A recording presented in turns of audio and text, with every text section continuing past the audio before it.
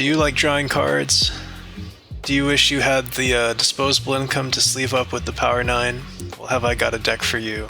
Hi, welcome to our Vnwxt deck tech. As if you've watched any of the videos on this channel, you'll know that I'm a really big fan of Vnwxt, the Verbose Host, in Competitive Brawl. I'm currently trying to climb with it, still stuck in Plat, but I would like to just share with you some of the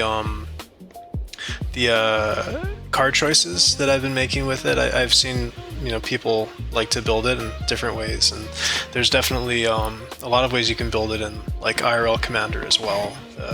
I have a deck that I run for Commander nights. That's a lot of fun.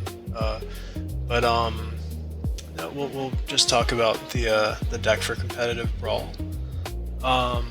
Just start off with the Commander Vnwxt. Start your engines. You have no maximum hand size and max speed. If you would draw a card, draw 2 cards instead. Notably, this includes your draw step. So most cards that have this draw an extra card when you draw, like Teferi's Ageless Insight or the new Bard card, they exclude the draw step. But Vnwxt, once you have max speed, you'll be netting 2 extra cards. So at the very worst, this is like a Phyrexian Arena once it's in play. He's also got a pretty good toughness on him, 0-4 wall, so he's pretty good at like keeping you alive until you can reach max speed. So our game plan is going to be to play a 1-drop on turn 1, turn 2 curve out with Vnwxt, and then an attack. And when Vnwxt ETBs, you get 1 speed, and then when you deal damage on turn 2, you also get another speed. So on turn 2, you should have 2 speed. Then by turn 4, you'll have 4 speed to hit max speed and turn Vnwxt on, where you can start drawing extra cards. So our win conditions in the deck, we have 2 main win conditions. The first one's Prof's Eidectic Memory.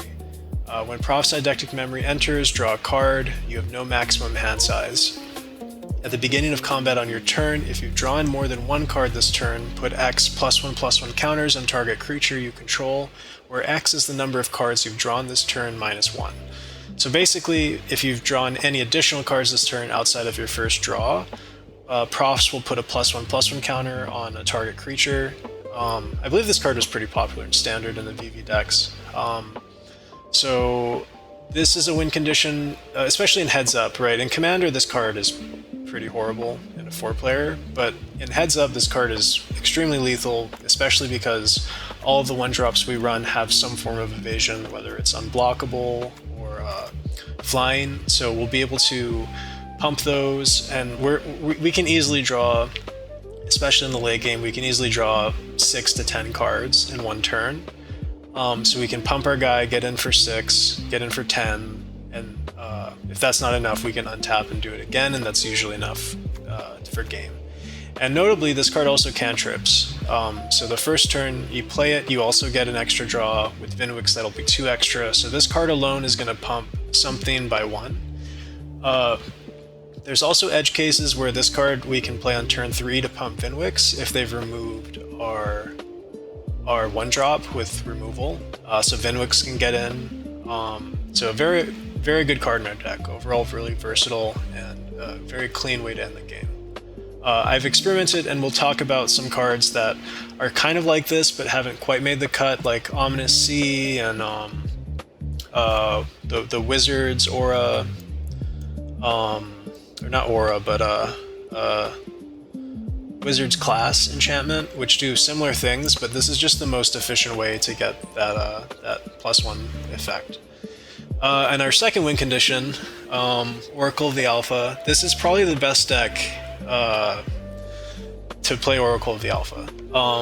Oracle of the Alpha, it's a bird wizard for 2 and a blue, flying. When this creature enters, conjure the Power 9 into your library. If you don't know what the Power 9 are, it's Ancestral Recall, Time Walk, Time Twister, Black Lotus, and then the Moxes, Mox Emerald, Jet, Pearl, and Ruby, and Sapphire. And also when this creature attacks, scry 1, which helps you dig for your Power 9. So Oracle of the Alpha, I think it's a it's an amazing card. I really wish I could get to play with it in like IRL Commander. But most decks struggle to slot Oracle of the Alpha in because all of the Power 9 are cards that you want in your opening hand, and they're significantly weaker when you draw them late game, especially like, I mean, with the exception of like Time Walk and like maybe Time Twister, you kind of like those late game, and Ancestral Recall is fairly good late game, but these are all, especially the Moxes, these are all cards that are functionally land draws when you draw them late game, which makes them materially weaker. But if you're able to draw 2 cards a turn, or 6 or 10 cards a turn, being able to go Mox, Lotus, play a Planeswalker, or Ancestral Recall for 6, or Time Walk when we have 2 Planeswalkers up that are all drawing extra cards. This gets extremely broken extremely fast. So the ideal curve for our deck is actually turn 1, play a guy, turn 2 Vnwxt, turn 3 Oracle of the Alpha. And whenever we resolve Oracle, it really switches the mode. Like, there's sort of like one play pattern that we have without Oracle resolved, and then a whole new play pattern that we have where we have an extra Time Walk in the deck. We can randomly draw 6 for 1 blue. We can totally reset. Like, if they're on a mill plan, we can Time Twister our way out of a mill plan. Putting the Power 9 in your deck, especially when you're not kind of almost nerfing your deck by adding 5 more lands to it, it's really, really strong. Okay, so to talk about our 1-drops, we'll go through them on this list. The first is Futurist Operative. This is, I want to say, the best 1-drop. It's not, maybe it's not the absolute best, but this is definitely top 2. Creature Human Ninja. As long as this creature is tapped, it's a human citizen with base power, toughness, 1/1, and it can't be blocked. So it's an unblockable creature. It's basically a 1/1 that can get in, and it has 2 and a blue untap this creature. And the reason I say this is one of the best, if not the best, 1-drops in the deck is because it's an 0/4 wall, vanilla, when you don't need it to get in. Which really helps against aggro, and it helps dodge a ton of removal. Like, basically it dodges most turn 1, turn 2 red removal spells, with the exception of like Flame Slash or something. And it just walls. Like, it's fantastic. It really helps set the game up to where we can make it to that turn 4, turn 5 pretty comfortably with having something sticking on board and we're preserving our life total, and get us to a point where we can turn the corner. Okay, the next card, Artificer's Assistant, creature, bird, flying. Whenever you cast a historic spell, scry 1. So we have a lot of scry on our 1-drops. Scry helps us a lot in the early game, set up our draws so that we know what we're going to be drawing into. It just lets us see more cards. And scry can also be relevant later in the game because we have like Brainstorm, Brain Surge, Jace, where we want to get rid of those cards that we put back, or we're on the Oracle of the Alpha plan where we're just digging for Time Walk to as outs, or just to get more Power 9 into our hand. Notably, historic spells include artifacts, legendaries, and sagas, and we are running. So this will at least scry 1 if it sticks around. So turn 1, Artificer's Assistant, turn 2, Vnwxt, scry 1, and then the other, we also can scry off of our other legendary permanents, like some of our creatures, and we run both Amber and Chrome Mox. So another common play pattern will be turn 1 this, then play Amber to scry 1, and then it effectively becomes a scry 2. So pretty solid card. Then that brings us to our next card, Fairy Seer, Fairy Wizard. When this creature enters, scry 2. So just great card, fantastic card. This card also lets us keep a lot of 1-land hands, which is really important to just like kind of smooth out our variance on mulligans.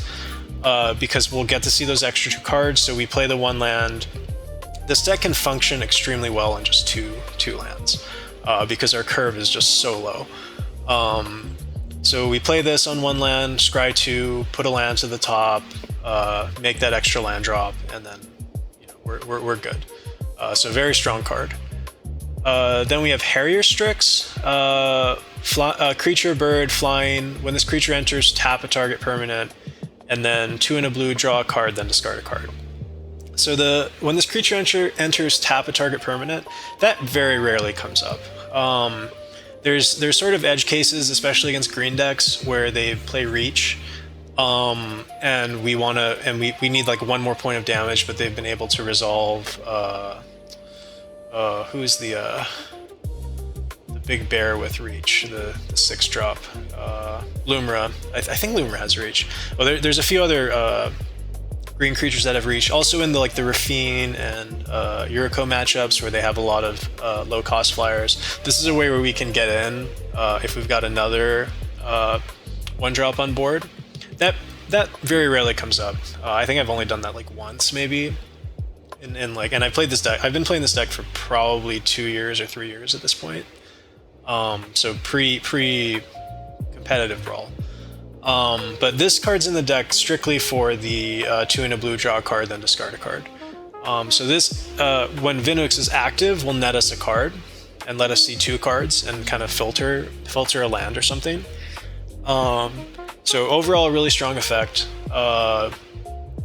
especially in control matchups. So if I like seeing this card when we're against like Katara or another like heavy counterspell based deck. So it just makes leaving up mana a lot more efficient. So we can just play this go for a few turns and start, even if it's not netting cards, we can start shaping our hand. So overall, a good card.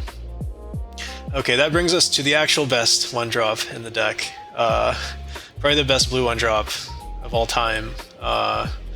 Maybe Delver, but like, yeah, this card is just insane. Hydroponics, Architect, creature, insect, flying. When this creature attacks, a random land card in your library perpetually becomes a basic island in addition to its other types, and gains when this land enters, draw a card. So yeah, this card's just insane. If you turn 1 this, it's really hard to lose the game if they don't have immediate removal for it. And it does double duty in Vnwxt, 1 because when Vnwxt is active, that land's going to draw us 2 cards, which is just crazy. So we get basically like 2 mana accelerated, right? Because it's like, you kind of, or 3 mana, because you kind of like, I mean, a card is worth about a mana, I guess, or 1 blue, basically. If you think about like Preordain or Ponder or whatever, that's like good enough to play. So this is like netting us 2 cards, and because we draw so many cards, we're a lot more likely to see those lands that actually draw cards. So this could net us, if it comes on turn 1, easily can net us 6 cards in 1 game. Up to 8 or 10 is possible. So I mean, just overall fantastic card. Comparable in power to like Mystic Remora in like normal Commander. Okay, and that gets us to our first vanilla 1/1 unblockable, Mistcloak Herald. Just in the deck for the unblockable. Unblockable is really, really relevant in certain matchups, like the matchups I mentioned, like Rafine, Yuriko, certain green decks that run Reach. There's a lot of decks that can wall flyers. So if we're able to open turn 1 with a 1/1 unblockable, we're in really good shape against those decks where we can just consistently hit our turn 4 Vnwxt. Next we have Silver Raven, which is an artifact bird, flying when this creature enters, scry 1. So this is just, a discount Fairy Seer. Not much to write home about, but the scry 1 is just really important. This also enables us to keep greedy 1 land hands. If we really are feeling greedy. Usually I think those are keepable with the scry 1 because you just get to see the 2 extra cards, but yeah, pretty standard. Next we have Siren Stormtamer. Creature, Siren, Pirate Wizard. This is flying, and for 1 blue we can sacrifice this creature, counter target spell or ability that targets you or a creature you control. So this card is super good in the meta. It's kind of a vanilla flyer, like it doesn't really net us card advantage or like help with like sculpting our hand with scries and stuff. But I mean, the ability is just so good, and that it counters a spell or ability is extremely relevant. So things like Fury or Phage or Ugin or other things that target our Vnwxt that are abilities, we can counter with this. Like having ability denial specifically is just so good in the meta right now, I think. So yeah, this card is like absolutely an auto include. Oh, it can blank like what's that Eldrazi too? The Exile 2 permanents. Ulamog. Yeah, just there's so much stuff that this card can do. It's just extremely powerful. Next we have Slitherblade. Slitherblade, also vanilla unblockable, but it is a 1/2. Being a 1/2 is like, I guess, twice as good as being a 1/1, and just because it doesn't die to like Orcish Bowmaster or Ren and Styx ping, or it's just these random like one pings here and there. I mean, it still probably will die to Orcish Bowmaster just because of how many cards we draw. But yeah, great card. Then we have Spectral Sailor. Spectral Sailor is like Harrier Strix, where it has a 3 and a blue to draw a card, but also notably it's got flash. So a nice play pattern we can do, especially against like black decks, is we can go turn 1 land, island, say go. Then they do turn 1 swamp and say go, and end step we flash this in, and that gets around a lot of their sorcery speed removal. Against blue decks, you don't want to flash this in end step just because you give them that extra turn to like open up more mana for counter spells, but the flash is extremely relevant. It also just like when we draw into it and we've got an extra mana somewhere, we can flash this in. We can also make blocking a little bit more uncomfortable for them. Or just, chump block out of nowhere kind of thing to swing games. So yeah, great card overall. Then we have Stature, Size Shifter, legendary creature, human hero. Stature can't be blocked if her power is 1 or less, and power up X 2 and a blue, or X and 2 blue, put X +1/+1 counters on Stature. So I initially didn't even slot this card in when Marvel came out. And I just kind of put it in as a, like, okay, clearly it's unblockable, so it's good. And the more I played with it, the better. Like this card is extremely good. Legendary is relevant because it turns on our Mox Amber, and the power up is I've won several games just off the power up ability. Just having that mana sink and end game to get that last 5-6 points of damage through, extremely good. So yeah, definitely strictly better than any of the vanilla 1-drops we're running. And I'm glad Marvel at least had one card for us in the set. That was great. And then finally we've got the Triton Shorestalker, which is a 1/1. This creature can't be blocked. Again, vanilla 1/1, gonna help us in certain matchups. Just actually push through that damage and get to max speed on turn 4.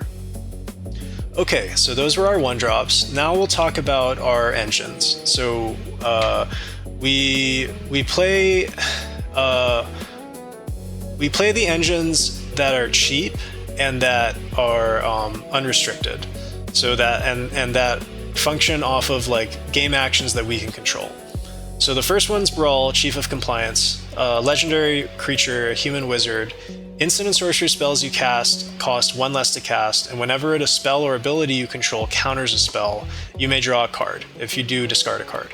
So with Brawl in play, I mean, Brawl is just built for this deck. It's so good. The instant and sorcery spell cost reduction is extremely relevant, especially for our larger draw spells like Brain Surge, Thirst for Discovery, Frantic Search. It helps you net positive on Frantic Search, which is extremely good.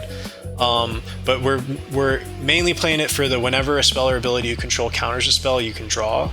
Off Vnwxt, we're going to net a card there. We're going to get to C2 and net a card. So once this is resolved and we untap, it's very hard to lose that game because we're going to go counterspell, draw 2, draw into a counter the next thing, draw 2, draw into a counter. So this just gets, this snowballs us so fast. So a pretty common play pattern is we can go turn 1, Dork, turn 2, Vnwxt, turn 3, Brawl, leave the mana open, and Memory Lapse the next thing they play, or Disdainful Stroke the next thing they play, or even Jawari Disruption the next thing they play, and then we're just kind of off to the races at that point. So yeah, extremely strong card. And notably, it's not gatekept by any single turn. So we can do this as much as we want. It's not once per turn we get this ability. We can do this indefinitely. So play every counter spell and draw the whole deck if we wanted to. Next up, we have Ledger Shredder, 1 in a blue, creature, bird, advisor, flying. Whenever a player casts their second spell each turn, this creature connives. So this, on the face of it, kind of goes against my whole philosophy of like, we want unrestricted engines, but this is a double engine that can trigger on both turns. So a single turn, we can see 4 cards off this. So over a whole turn cycle, in theory, we could see 8 cards. So even though it's restricted, it's still extremely strong. The other reason to play it is it's just a beater. Like, we can just win the game just off of Ledger Shredder.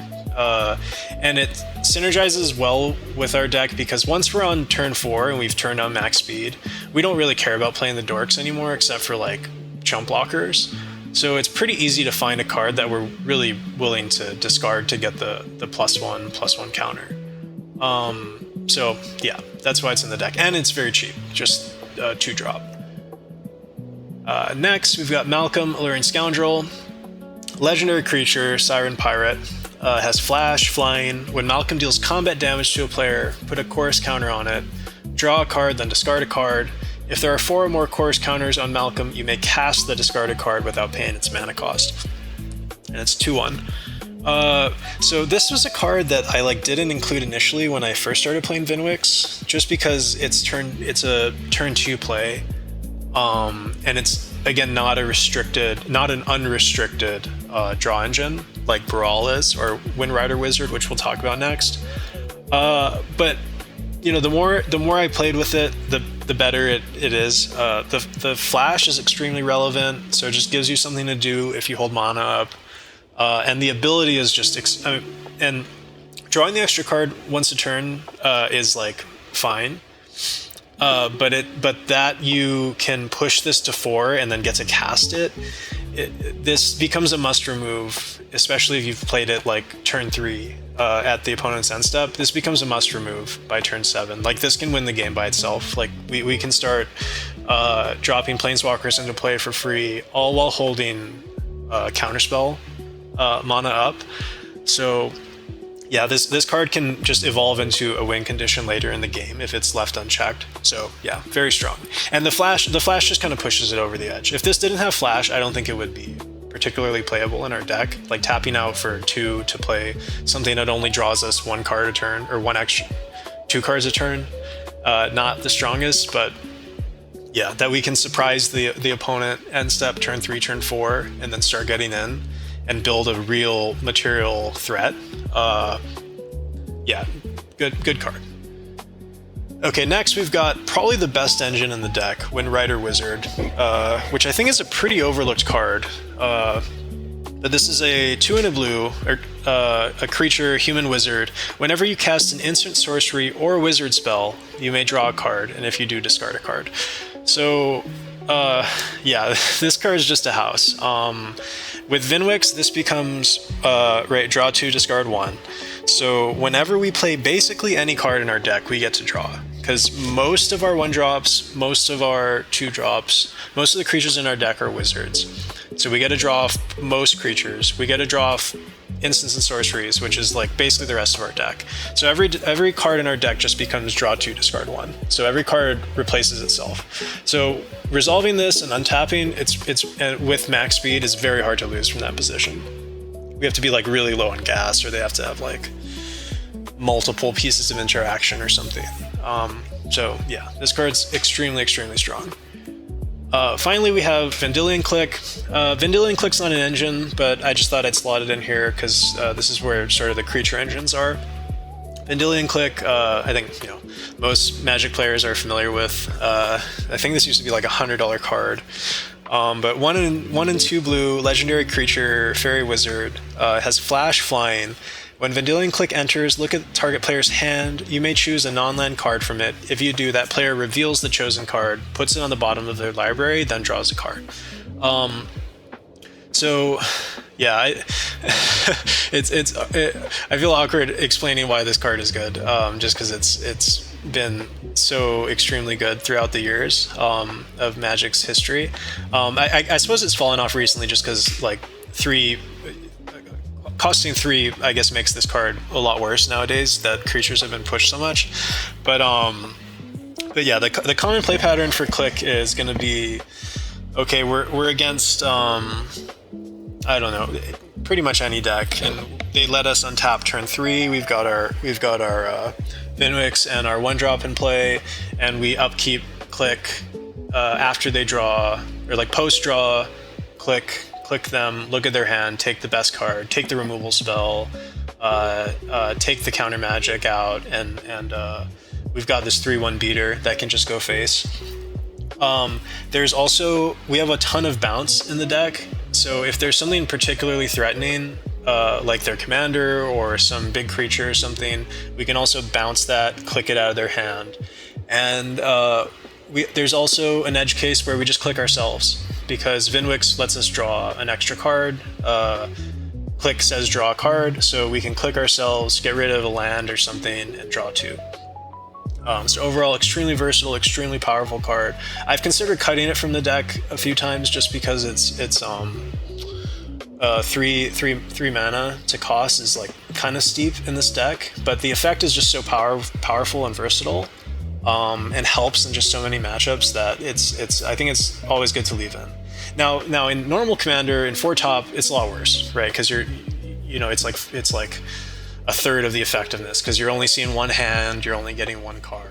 But in heads up play, it's just an incredibly strong card. That and there's a lot to be said for just being able to see their hand. So this either will eat a counterspell or see their hand and get a counterspell in a lot of cases too. But yeah, just being able to see their hand and then you can plan your next few turns is very strong as well. Okay, so that brings us to our interaction package. Here we're playing all the good free interaction. I'm saying good because there's notably one interaction spell that's not on here that we'll talk about later. But we're playing free, and it's so crazy because like having been playing Vnwxt for a kind of a long time now, we did not have access to any of these free counter spells. And free counter spells are like, because we have to tap out turn 1 and turn 2. Free counterspells are so insanely good because we can still keep protection up to blank a removal spell in Vnwxt on turn 2 and then untap with like a counterspell that actually costs mana on turn 3. And if we're in that position where we get to like Fierce Guardianship their Snuff Out or Fierce Guardianship their Cut Down or something on turn 2, we're in really good shape there, especially if we've got interaction to untap with. So yeah, it's just kind of it feels like we're like cheating playing these, having slogged through normal Brawl without access to them for so long. But anyway, so here we've got Fierce Guardianship, the new newly printed free interaction spell with basically no downside. If you control a commander, you may cast the spell without paying its mana cost, counter target non-creature spell. So yeah, I think everyone's pretty familiar with how good this card is. That there's no drawback, you don't have to discard a card or exile a card to cast it. The only thing is that you need to have your commander in play, and our commander costs 2 mana, so that's pretty much always going to be the case that we have them in play, especially for the things that we care about countering, which is like removal. Now, of course, like we can get counterspelled on turn 2 when we play Vnwxt, and then this card just sits in our hand. But we can always cast it turn 3 or something if we really want to off the 3 mana. So overall, great card. Next, we've got Flare of Denial. So this was like the premier free counterspell that we had for this deck for forever. And this card is insane. It's so good in our deck because all we need to do to set it up is play an extra one drop, right? So like this card, like usually it's like kind of, you know, a double-edged sword because, you know, you're sacking like some engine piece or you're sacking a good creature, but we run so many vanilla one-drops that this card is just like free, basically free most of the time. So a pretty common play pattern will be turn 3, we'll just play the extra one-drop that we drew to set up Flare of Denial, and then we'll have that free protection so we could keep tapping out for like, so we could go Triton, Shorestalker, Brawl, or Triton, Shorestalker, Sapphire Medallion or something, and get really far ahead and still maintain that protection. Next, we've got Force of Negation. So yeah, we get to play Force of Negation now in Brawl. This is insane. But 1 and 2 blue instant. If it's not your turn, you may exile a blue card from your hand rather than pay the spell's mana cost. Counter target non-creature spell. If the spell is countered in this way, exile it instead of putting it into its owner's graveyard. So notably, there is a downside where you can't cast it during your turn. So like end step, instant speed removal, this can't really get. So this is sort of a more proactive thing during their turn. We're going to be trying to eat their sorceries, trying to eat their like combat tricks, trying to just slow them down. And it's extremely relevant in like the Nashi matchups or the other black-green or black-blue matchups that are playing the Tainted Pact Thassa's Oracle, because you can exile the card instead of putting it back into the graveyard. So they won't have access to their Tainted Pact, even though they have Nashi to recur it. So it's extremely strong spell.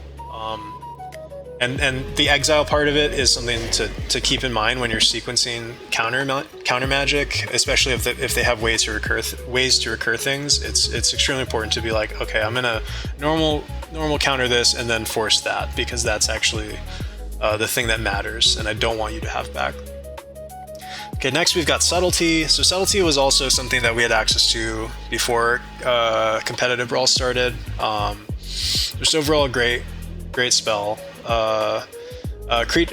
and a blue creature, elemental incarnation, flash flying. When this creature enters, choose up to 1 target creature spell or planeswalker spell. Its owner puts it on their choice at the top or bottom of their library, and it has evoke, exile a blue card from your hand. So this is a free counter if we exile a blue card, and it doesn't say counter on it. So that's the really important part about this card, is it gets through Hexian Squelcher, it gets through Allosaurus Shepherd. What other counter? There's that red-green enchantment. So this just lets you deal with, like, play through a lot of cards that prevent you from countering things.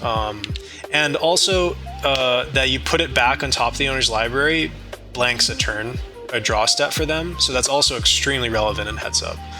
This is another card that like is a lot weaker in Commander, because like, yeah, countering creatures in like EDH is like kind of doesn't matter, right? Like you're really trying to counter like their Adnaz or their Necro or their Tainted Pact or whatever when they're going for Thassas. But like in Heads Up, just getting their commander for free whenever you want, that's in a way that they can't counter is super good. I think the one drawback to this is it's both a spell and a triggered ability. So if they can have Stifle or Counter Magic to stop it. So that's kind of the one drawback. It's not like Otawara or Boseiju or something where you're discarding it and it's just an effect, nor is it just a counter spell. So that's one thing to kind of pay attention to. Okay, next we've got Force of Will. Like, the best counterspell ever printed. 3 and 2 blue. You may pay 1 life and exile a blue card from your hand rather than pay this spell's mana cost and counter target spell. Yeah, enough said. I just being a Vnwxt player for like the last 3 years, and it's just insane that we get to play with this card. I actually had to take this card out of my IRL commander deck because it was too good, and I wanted to drop it back to bracket 3. But yeah, enough said. We get to play with Force of Will, and also something to be said about all these cards that you have to exile an extra card to cast. Normally in like normal blue decks, that would be kind of a big downside. Not like a material downside where like you wouldn't want to play Force of Will, but like that's kind of a pretty steep price to pay, like 2 for 1 in yourself to counter a spell. But in our deck, we run so many 1-drops that we don't care about, especially once we have max speed turned on. That basically costs 0 in our deck, and especially once we're netting cards. Like once we're drawing 2 cards a turn, or 4 to 6 cards a turn, those 2 extra 1-drops we have in our hand just become gas that we can burn to play out these free counterspells. And that brings us to our last counterspell, probably my favorite. It's Commandeer. This card just single-handedly wins games. If I'm across from like a Planeswalker commander, it doesn't matter what else is in my hand. If I have Commandeer in my hand, I just keep that because it's an auto win. 5 and 2 blue. Instant, you may exile 2 blue cards from your hand rather than pay this spell's mana cost.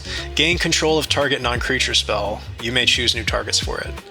Also notably, this is not a counter, so this also gets around Hexing Squelcher and Allosaurus Shepherd.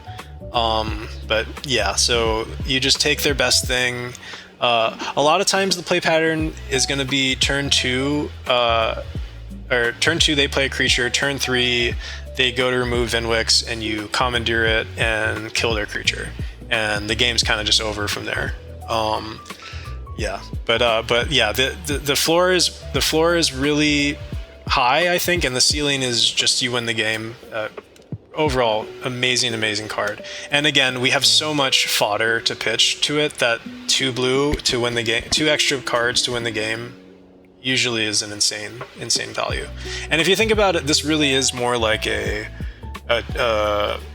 3 for 2, not like a 3 for 1, because you get the value of that card, and since you get to select the card that you value, it's usually like a really good card. This also doesn't hit creatures, which is just something to remember. But anyway, okay, so now we'll move on to our mana counter spells. So we play Offer You Can't Refuse. I was pretty low on this card. I'm still middling on this card. I just think it's bad because it helps them pay for commander tax, and in heads up that kind of can hurt a lot. And then this card's like unplayable into Kinnan. Then there's certain other matchups where Urza, this card is just unplayable. Like giving them artifacts is terrible. What is the other artifact? Emery, this card is just unplayable. But that being said, counter target non-creature spell for 1 mana is still a really strong. And one of the philosophies I have about counter spells, especially in this format, is I really want cards that just say counter. I don't want them to be able to pay mana to get out of things, because the later the game goes, the more those cards just become dead. Like Spell Pierce was a card I played for a really long time, and I ended up just cutting it for the next card because, man, even after turn 4 or turn 5, you can play around it, like play your non-creatures first, then your creatures. I mean, it's just, I really hate just having that dead card in hand when it could have otherwise interacted with the opponent. It's really difficult, and especially because our play pattern we drain our hand down to 1 or 2 cards and then turn the corner and refill our hand. And if any of those cards is a blank, it's just so devastating because we really needed that resource to like turn the corner. So yeah, so offer barely makes the deck, but I think it's good enough to play because it just says counter on it. Next counter is Dispel.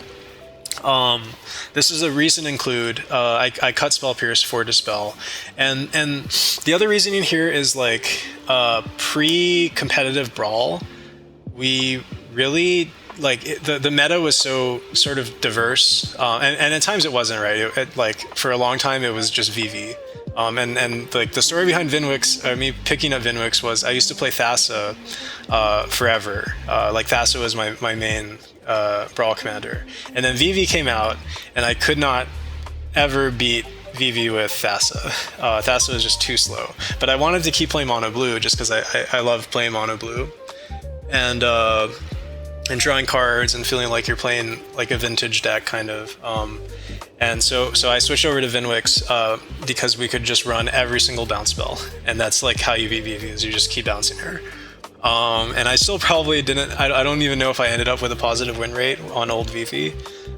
We certainly beat new VV, but yeah. So Vnwxt was my anti-VV tech for the whole year or whatever that we had to suffer through. Every single game on the ladder being, or not ladder, but every single game in Brawl being VV. And then it became strip mine and whatever, but anyway, we're here now. So anyway, so the meta in competitive Brawl is very blue centric. Like Nashi and Yuriko, Katara, these are all extremely blue centric decks. So Dispel is just strictly better than Spell Pierce, because a lot like Spell Pierce, the point of Spell Pierce was to counter their second counter spell or first counter spell. And a lot of the time Spell Pierce wouldn't do that because they'd be at 6 mana or something, or they'd be at 4 mana and play a mana drain, and they'd be able to pay for Spell Pierce. So Dispel just strictly better. It says exactly counter target instant spell. There's not a whole lot of sorceries that we really care about. Like there isn't any ad nauseum decks. Oh man, I can't think of any other sorceries that would be really good. Maybe like Natural Order or something. There's nothing like really extremely good on the sorcery front. Like this format's pretty much all creatures and counter magic behind those creatures. So Dispel, fantastic card. Next we've got Flusterstorm, and Flusterstorm kind of breaks the rules, right? It's on the counter target instant or sorcery spell unless its controller pays 1, and it also has Storm. The reason Flusterstorm's good is just because it basically says I am uncounterable, right? So they play a thing, you play a counterspell, they play a counterspell on top of it, then you Flusterstorm and can target however you want. So they can't also play another counterspell to target your Flusterstorm because they're only targeting one copy of it. So it's definitely more of a reactive play because it's kind of hard to like you actually can't Flusterstorm them if you're going off, right? Because they can just let all of your triggers resolve and then counter the thing again. But overall it's just a strong card. It's in most cases just a Dispel. But it can also hit sorceries, and in a lot of cases you can get 2 things off of the stack, or you can Flusterstorm their thing in response to them countering your offer, and then also counter your offer so they don't get the tokens. And there's just neat plays that you can do in there to manage the stack if this is pretty deep in the stack. But you know, I in heads up play, I think it's a lot worse than in Commander, just to be honest, because the floor is just Spell Pierce, and I don't think Spell Pierce is a good card. Even though I was playing it for a while, I don't think it's a good card. So I think there's times where Flusterstorm will feel pretty lackluster, especially because there's not 4 people adding to the stack, and you can't like negotiate to say, hey, can you play this thing before I Fluster so I can actually counter the Force of Will that's countering the thing that's countering the ad nauseum or whatever, right? But regardless, I think it's definitely good enough to play. Next, we've got Wash Away. Probably the best counterspell in the heads-up Brawl format. So this is 1 blue, which has cleave, 1 and 2 blue. Counter target spell. Excuse me. Counter target spell with cleave that wasn't cast from its owner's hand. So for 1 blue, you can counter their commander. It's basically what this card says, which is just so extremely strong.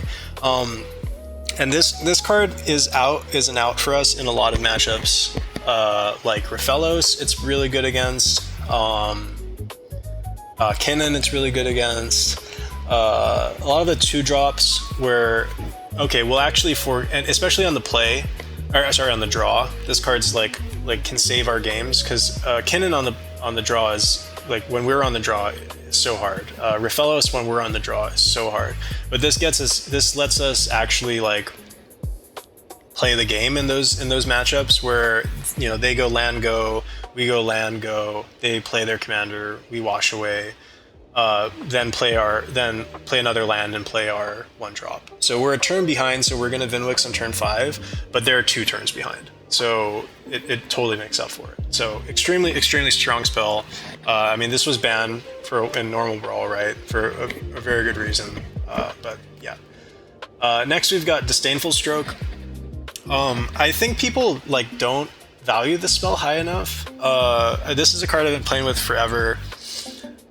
There's so many commanders that are 4 mana, 4+, and then basically every relevant spell that you care about is also 4 mana. Like Nash is 4 mana, and like, gosh, I like pretty much everything you care about is 4 mana. And this is also importantly 1 and a blue. So Brawl turns this into 1. Sapphire Medallion turns this into 1. So you can have a hard counter on and Golos, like basically everything you care about that's gonna like materially impact the board for 1. It's just so strong. And I feel like not enough people play this card. I think it's really good. Next we have Memory Lapse. Memory Lapse is also an extremely strong card, and that I feel like not enough people play. Because it doesn't actually counter the spell, right? It puts it back on top of their library. It does count as a counter, so you can't counter through Hexing Squelcher. But this is like, it's so, because this basically says your opponent discards a card as well. The counter targets or put this card back into its owner's hand. That player discards a card. That's basically what it says, right? Because it blanks their draw step. So if you notice they're not hitting their land drops, or if you notice they're flooded, this card is so good. And also like countering their commander a lot of the time is just nice. And this can get reduced to 1 in our by one of our 2 cost reducers. So yeah, extremely strong card. Mainly because it's going to blank an opponent's draw. Okay, next we got Negate, so just vanilla counter target non-creature spell. You know, this card has been in the deck forever.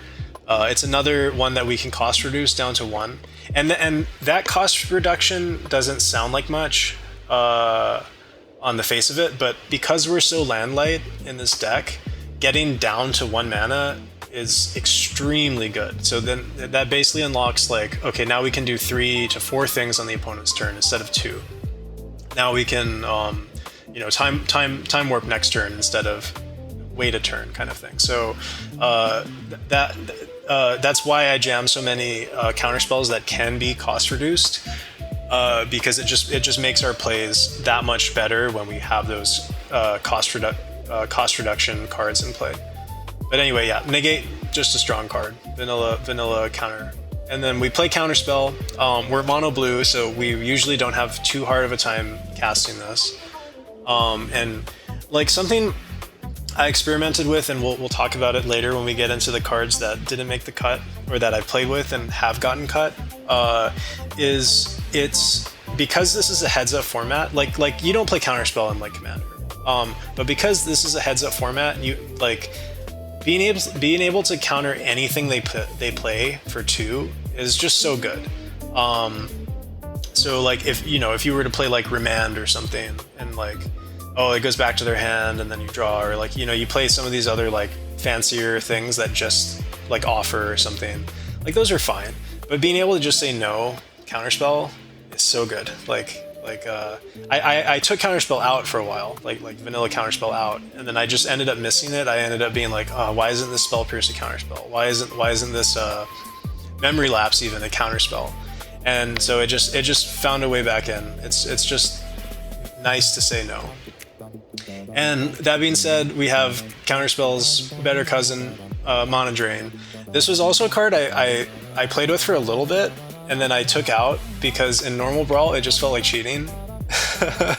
Because old Brawl was very I don't know, like genteel, I guess. Like if you played Strip Mine, you were you know, one of those guys. So I don't want to be one of those guys and play Mana Drain. And the real reason is actually we get basically no equity from the extra mana that we get from countering the spell. Like if you look at our cost symbols, there's no card in here where we're like, oh great, we have 3 extra mana, we get to do this instead of that kind of thing. Like even tapping out to play a Planeswalker feels kind of bad a lot of the time, especially on like turn 2. Like we're not going to tap out turn 2 to play a Planeswalker on or turn 3 to play a Planeswalker off of Mana Drain mana.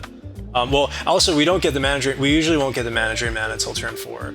But like on turn 4, we're probably going to want to keep 2 interaction spells up anyway. So yeah, but so this is just a second copy of Counterspell, pretty much in our deck.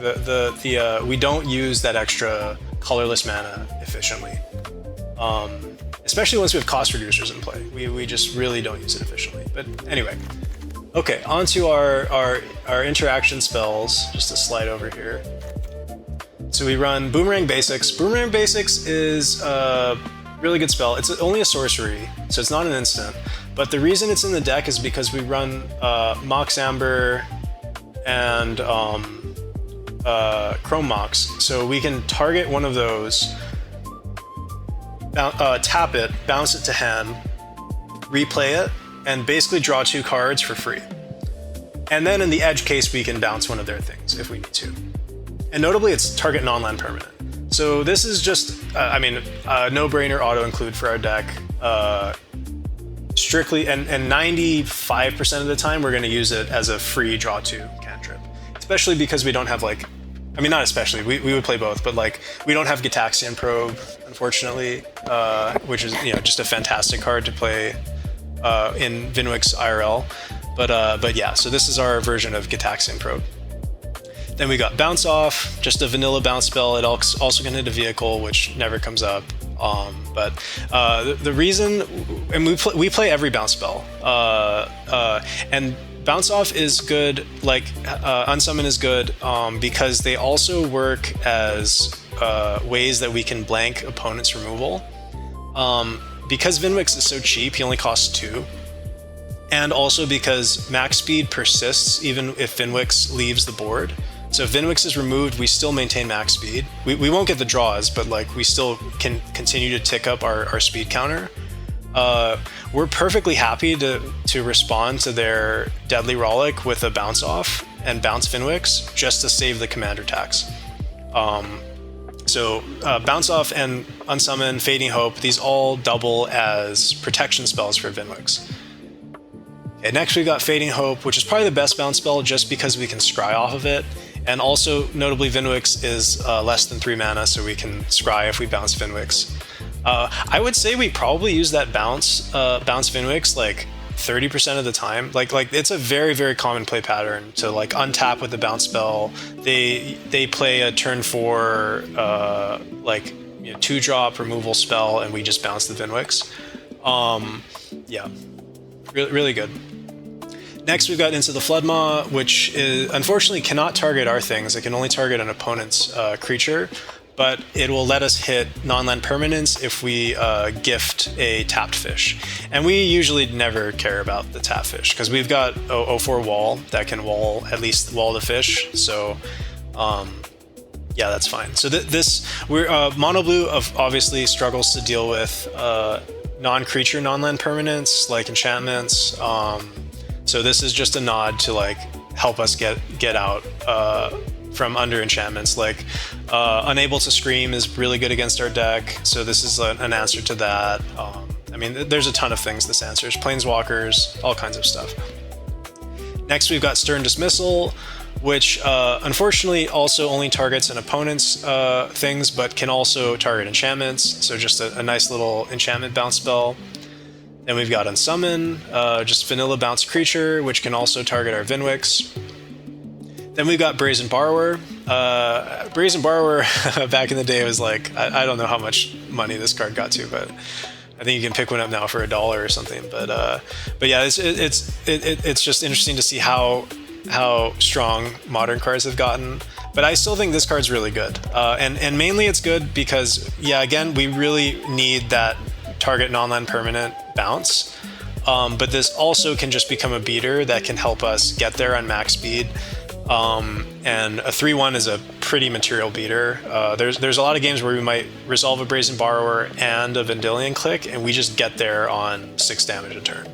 So yeah, this is like, I can see people not wanting to include this card, but I think this card's good in our deck.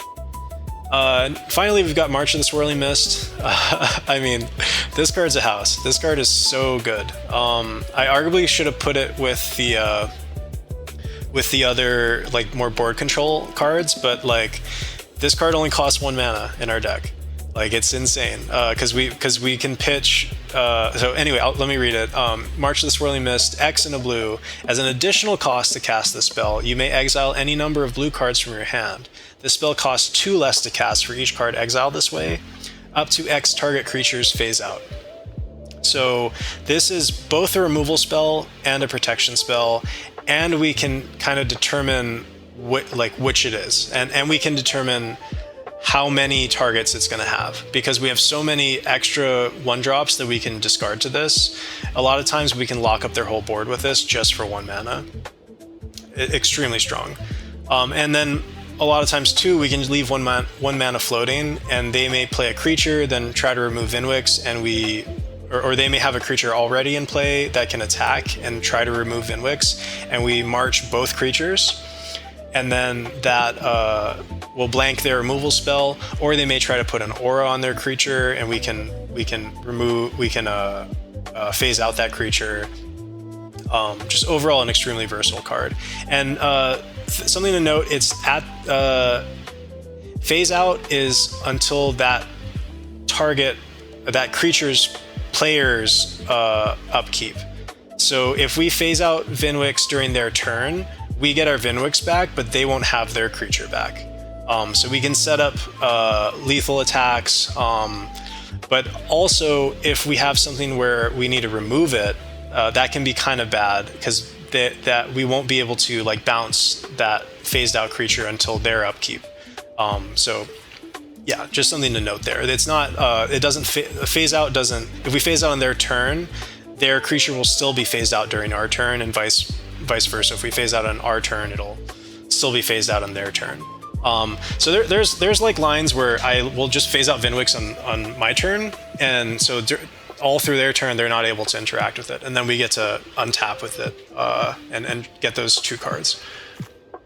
Okay, on to our draw. So we play Brainstorm, of course. This is, I mean, just an absolutely insane card in our deck. Whenever I cast Brainstorm when I'm not playing Vnwxt, I'm like always really disappointed. But anyway, instant, draw 3 cards, then put 2 cards from your hand on top of your library in any order. So this is a draw 6 in our deck. We get to see 6 cards, which is just bonkers. I mean, it's just insane. I mean, we net 4 cards, but getting able to have that selection of 6 is insane. This is one of the big reasons we don't play any search in our deck, because we just get so much card draw, and the card quality we have is very consistent. Like, there isn't any one silver bullet that really wins the game for us. Maybe with the exception of like profs, but like we just get to see so much so many cards that we don't play search. But anyway, yeah. So Brainstorm, one of the I don't know if it's the best card in the deck, but I mean I'm always really happy to see this. So I guess the play pattern is, so we Dork turn 1, Vnwxt turn 2, attack, gets a 2 speed. Turn 3, we untap, we usually don't play anything turn 3, we just leave mana up for a counter spell. At attack, gets a 3 speed. Then turn 4, we attack, gets a 4 speed, then we'll brainstorm and just get 6 cards there. And if we're able to do that sequencing, it's pretty hard to lose the game from there. But that being said, you basically never want to brainstorm before you have max speed. So like you don't want to brainstorm turn 3 before you get there, even if like, you know, they counter you and you don't have like a response or whatever. Like it's always better to wait on brainstorm. Some of these other ones, you can use like Ponder Preordain. I can see using prematurely because you're only netting 1 additional card from it, but with Brainstorm you're netting 3 additional cards. It's just so much better on max speed than vanilla. Okay, next we've got Peak. Look at target player's hand, draw a card. This was a card I thought was a tech pick, but I see a lot of people running it, and I think rightly so. I mean, this is Gitaxian Probe, right? Gitaxian Probe obviously wouldn't see play in Commander if it costs 1 and not 0. But yeah, this is so, I mean, it's just an incredibly good card, especially into the control matchups, where we get to see their hand and plan how we want to use our counter magic against theirs. Yeah, just a fantastic card, and it's instant speed, so we can use the play pattern of I mean, a lot of the times we'll do it at their end step, but we can also do it after their draw step, just so we see that card and get some information. This is another card too where we usually want to wait to play it out after we have max speed, just so we can get 2 cards off of it. But it's also like reasonable sometimes to play it on turn 3 just to get that information, especially depending on how they tapped out and things like that. Okay, next we've got Ponder. Look at the top 3 cards of your library, then put them back in any order. Then you may shuffle and draw a card. So Ponder's an interesting card because this can help us bail out of like hands that we may not have otherwise kept. Like we might have a 1-lander plus a Dork and a Ponder, and then okay, maybe we'll just play Ponder turn 1 and delay our max speed to turn 5, so we can Ponder for the land. But yeah, overall it's a very strong card. We only net 1 additional card from it with Vnwxt, but if we're able to play this on turn 4, especially because like by turn 4 we probably don't have the 4th land drop because we're really land light. So very commonly on turn 4 we'll play this on 3 lands with no lands in hand, and then dig for a land. So just so we at least get our land drop there. But yeah, great card. Next we've got Preordain, also like Ponder, very strong cantripping draw card. It's got the Scry 2 on it. Yeah, not much else to say. Usually Preordain, unlike Ponder, I like Ponder.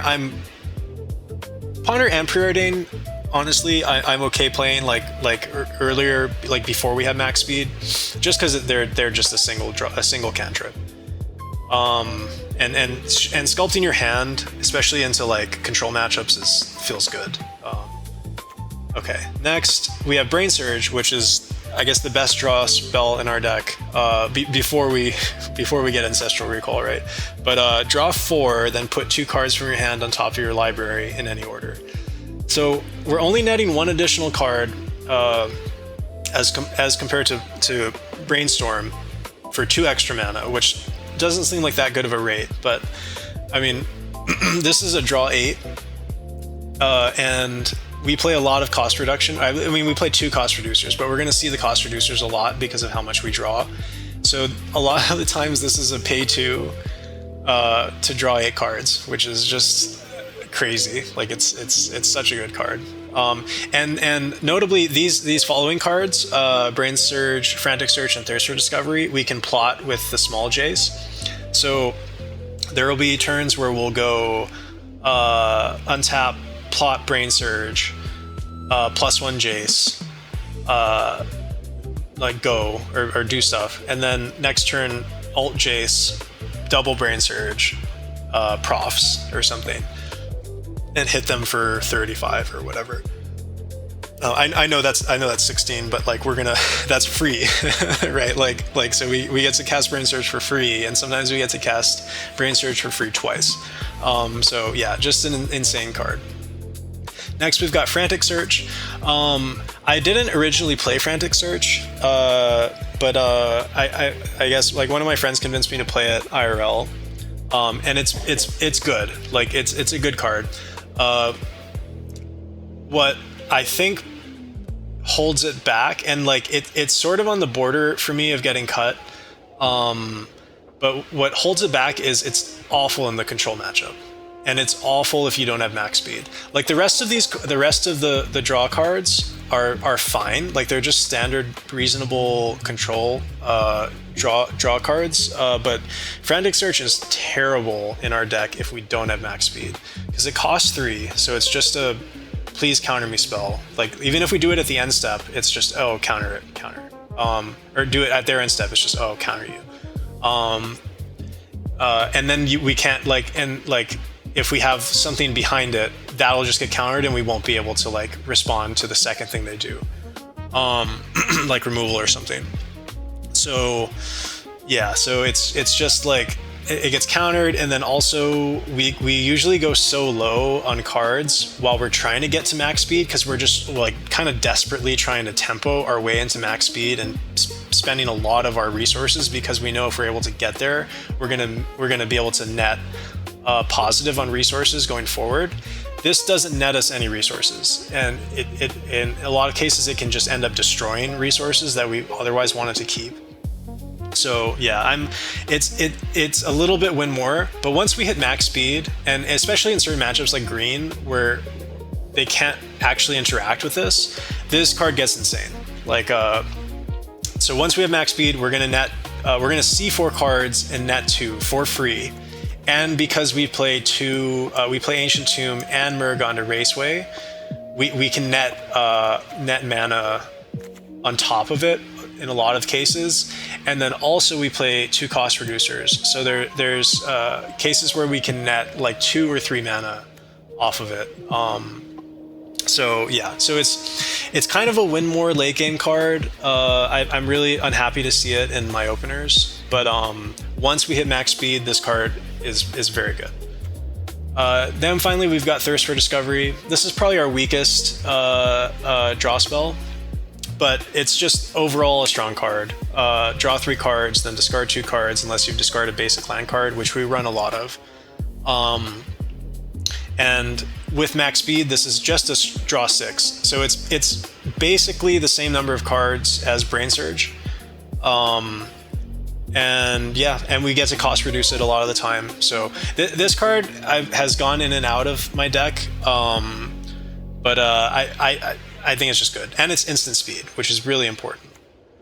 Okay, next we've got probably my 2. I don't know if they're my favorite cards, but like I really love these cards. We've got Stifle and Tail's End, and these cards are absolute must runs in any blue deck in the current meta, because these eat strip mines, and these also will eat their fetch lands. And Tail's End also, of course, eats their commander, but being able to counter an activated or triggered ability in this meta is so good. This also eats Yuriko. This just wrecks Yuriko. This also counters the Ugin Exile, so you can counterspell the Ugin and then stifle the Ugin Exile. This counters Golos Trigger. So yeah, there's so many games I win just on the back of Stifle or Tail's End. It's to the point where like I was wishing I thought Trickbind was available, and I was like, oh, I gotta add Trickbind too. Why don't I have Trickbind in this deck? And then it turns out there's no split second blue cards. There's no wipe away or sudden substitution, unfortunately. But yeah, like it's almost like there was a while where I also played Disallow, just because the Stifle effect is so strong. I ended up cutting Disallow because I think it's just costs a little bit too much, but and also they printed like Force of Will and stuff, so like there's just better things to play. But But Stifle and Tailzender are so good. Like they're just so efficient at dealing with things in the meta. You know, you can also stifle the freaking Thassa's Oracle, or you can stifle the Jace when the game trigger, or things like that. Like I don't know actually if you can do that, but because I think it's a static effect. But regardless, like there's just so many things that you can deal with that you otherwise wouldn't be able to do. Next we've got our nod to like this being a commander-based format, Unable to Scream and Eaten by Piranhas. There's two like effects like this at each cost level, but I elect to run one of each because like Eaten by Piranhas is flash. And let me read it. Enchanted creature loses all abilities and is a toy artifact creature with base power and toughness 02 in addition to its other types. And as long as the enchanted creature is face down, it can't be turned face up. I don't think I've ever encountered that part. And then Eaten by Piranhas turns it into a 1/1 skeleton. So there's a ton of like creatures that ETB and gosh, what's the Grixis one? The clown. Oh, I forget his name. Or like Raphelos, or that's like cheap, or Kinnan, or even us, right? Like this card's really good against us, where we don't, especially mono blue, we don't have access to removal, like strong removal. We just have like tempo based bounce. So there's a bunch of Yuriko also this card's great against, where we don't want to bounce it. We don't want to actually like put it back in their hand because they'll get another ETB trigger, like Itali or something. Although like Unable to Screaming Itali maybe isn't the best. But anyway, so this just deals with their commander. This is just in there to eat their commander usually, and then like there's edge cases where we'll put it on something else. But I just run 2 in the deck, 1 flash because there's certain commander creatures that we'll need to interact with during their turn, and then 1 just like cheap option. And we get to see a lot of cards, so I haven't ever really been like, oh, I really want 2 of these, or 3 or 4. But that's something that I think could be up to you if you wanted to build this deck out, is like play more of these and maybe cut bounce spells. But yeah, I haven't found a need to run more than 2. But I think you certainly could. Okay, next up we've got our board control. So after we get into max speed, we're usually pretty behind on the board. So like turn 5, turn 6, turn 7, we're pretty much trying not to die at that point. But then once we're able to get to 4 mana, 5, 6 mana, 7 mana, then we can start to control the board. And so to start with, Cyclonic Rift, I think most people know about this card. Return target non-land permanent you don't control to its owner's hand, and you can cast it for 6 in a blue to overload it, which then makes it say replace each with, or replace target with each. So you can bounce all of your opponent's non-land permanents. So it's a one-sided board wipe. Extremely, extremely strong card. It's also very hard to cast in our deck because we don't have a lot of mana acceleration or just lands in our deck. But so a lot of the time this is just going to be a bounce spell, just return target non-land permanent. And then in certain games where we really need it, we'll try to hold out and cast it for the overload. Next up we have Aetherize. Aetherize is such a good card. This card, because this card's in the deck, I feel like I have like, I don't know what my win rate is against green decks, but like Lumra or just like other random green decks, like this card just blows them out. If they're trying to win through combat damage, I mean this card just blows them out. It's a one-sided Wrath. Return all attacking creatures to their owner's hand. And notably that will destroy all the tokens as well, right? So if they scoot swarm for 1 billion and then attack in with the scoot swarms, you just Aetherize them. This is not a card I thought like people knew about too. Like when I first started slotting it in the deck, like I went through every blue card, and I was like, wait, what? This card is so good. Like obviously this card's bad in Commander because you have 3 opponents, so this is like 1/3 as good, and also in like higher bracket commanders, you don't really win through combat damage anymore because the life toll is just prohibitive for like actually winning through combat. But yeah, this card's a 4-mana one-sided Wrath in most cases. It's so good, and also we get to cost reduce it as well. Then next up we have Cryptic Command. Cryptic Command is just such a versatile toolkit. It's in the deck mainly for the tap all creatures your opponents control. So a lot of our play patterns are going to be, oh my god, we're going to lose next turn. Okay, we need something to draw into. Okay, we found Cryptic Command. Great. Okay, tap, draw. Okay, now we're seeing 4 extra cards. Okay, we found the River's Rebuke. Okay, River's Rebuke them. Oh, we found a Time Warp. Okay, Time Warp.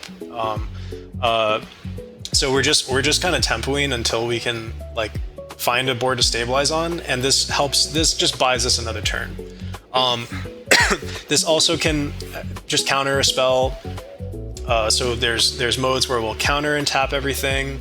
If we're actually stabilized, this can counter and draw, or this can counter and bounce one specific thing that's giving us a problem. So yeah, just an overall great card. I mean, this card's fallen off a bit for use because it's, you know, costing 4 is a lot. But even if this card is just into the Royal, it's a good card. And then finally, we've got River's Rebuke, which is, I don't know, maybe the best blue card printed for Brawl. Return all non-land permanents target player controls to their owner's hand. So it's just the Overload Psych Rift for 1 less, and we also can cost reduce it. So yeah, if we resolve this, we usually just win that game. This is like kind of a win condition because it's one-sided. But yeah, the one thing to think about though when you play this is its sorcery speed. Like Cyclonic Rift is instant speed, so you can do it on their upkeep. You can wait until they play more creatures and then go to attack to do it. So you can blank their turn a little bit better.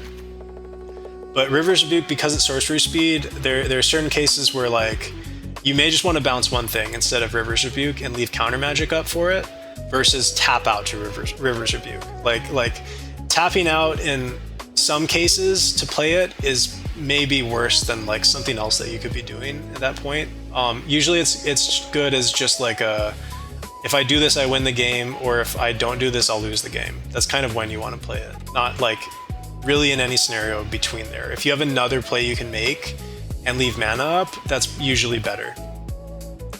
Okay, next we get to our heavier engines. So we have our win conditions, our Prosedectic Memory and our Oracle of the Alpha.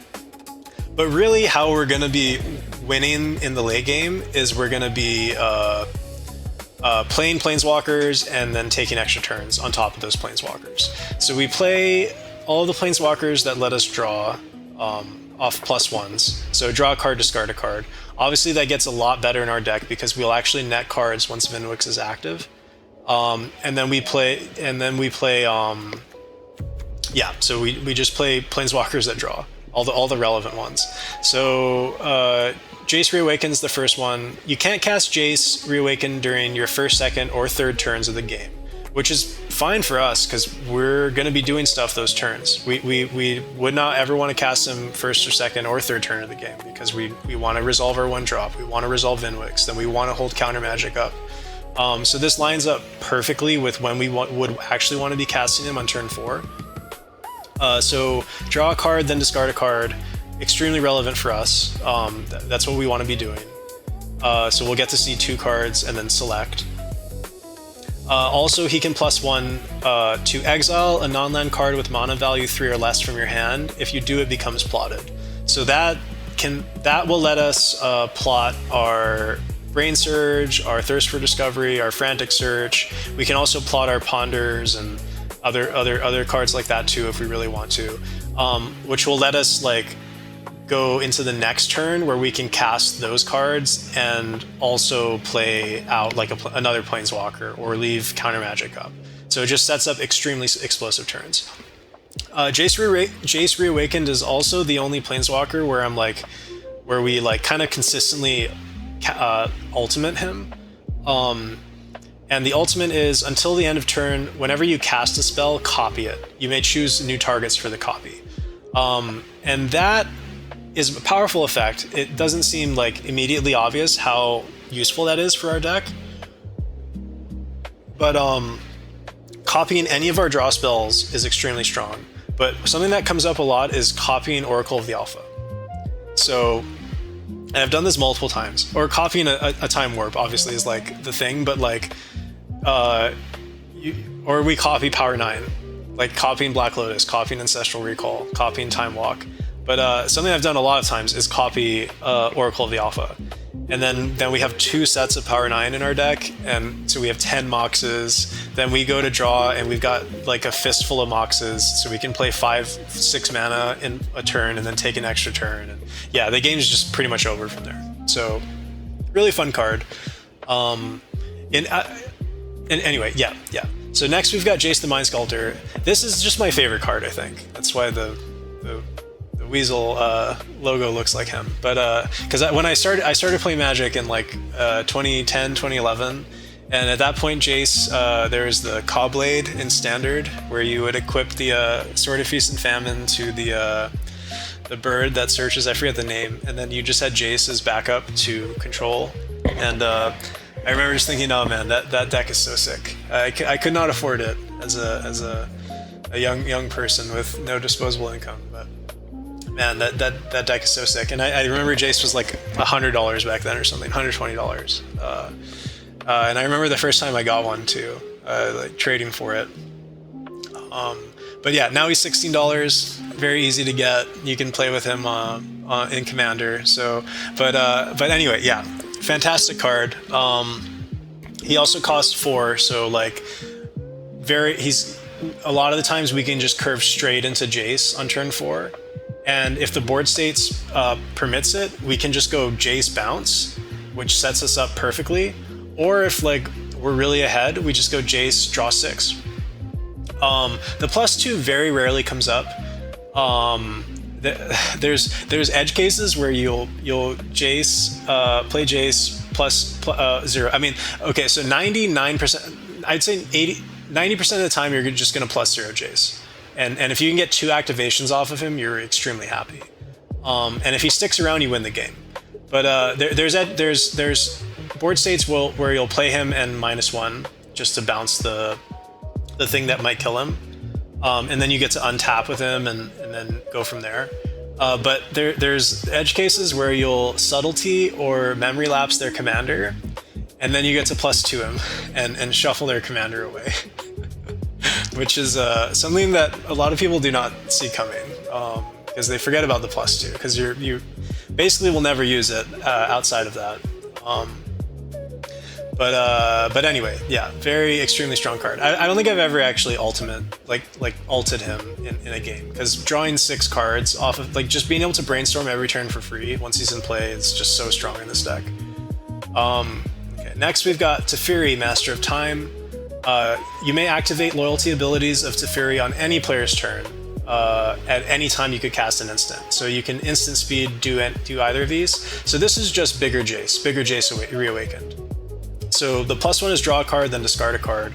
So with this guy out, you'll be able to see 4 cards a turn and keep 2, which is, 4 cards a turn cycle, which is extremely strong. So you can play him, you got mana up, you look at your cards, oh, I didn't get any outs. Oh, okay, at your upkeep, I'll draw. Or in response to your removal spell, I'll draw again. Oh, wow, I found it, okay. So it just the amount of cards that you get to see off him is like deceptively a lot.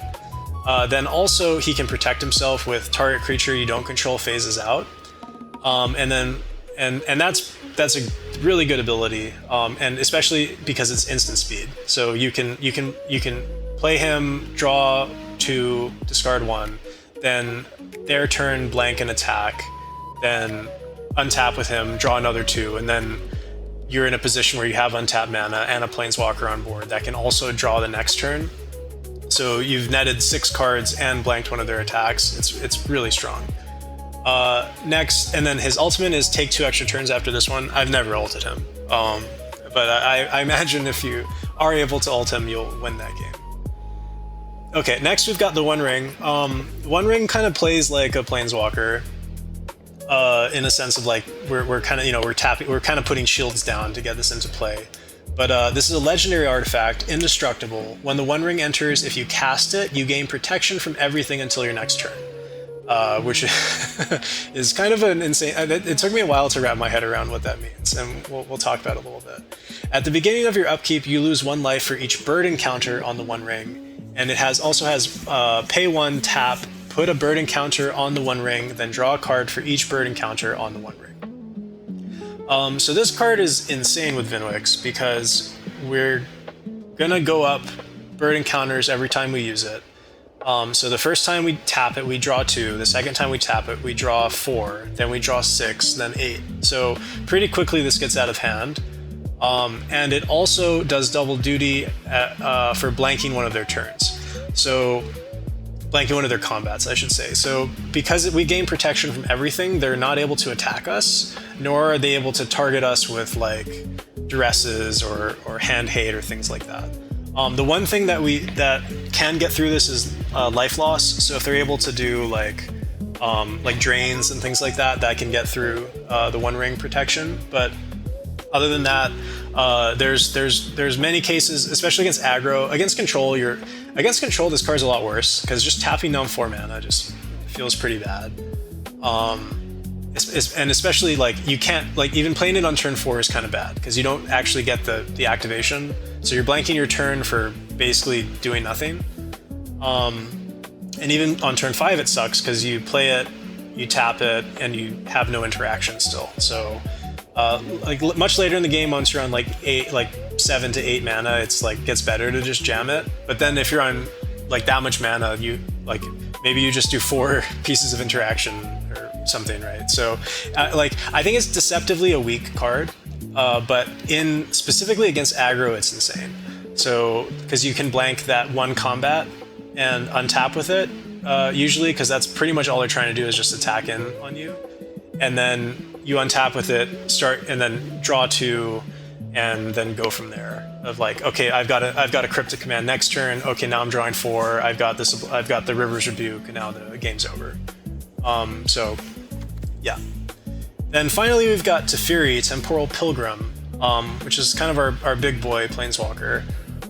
Whenever you draw a card, put a loyalty counter on Teferi. That's kind of all I need to read about this card. So we can use every ability on this card because we brainstorm, we get to put 6 loyalty counters on Teferi. We brain surge, we get to put 8 loyalty counters on Teferi. We have Jace and Teferi out at the same time. Jace puts 6 counters on Teferi.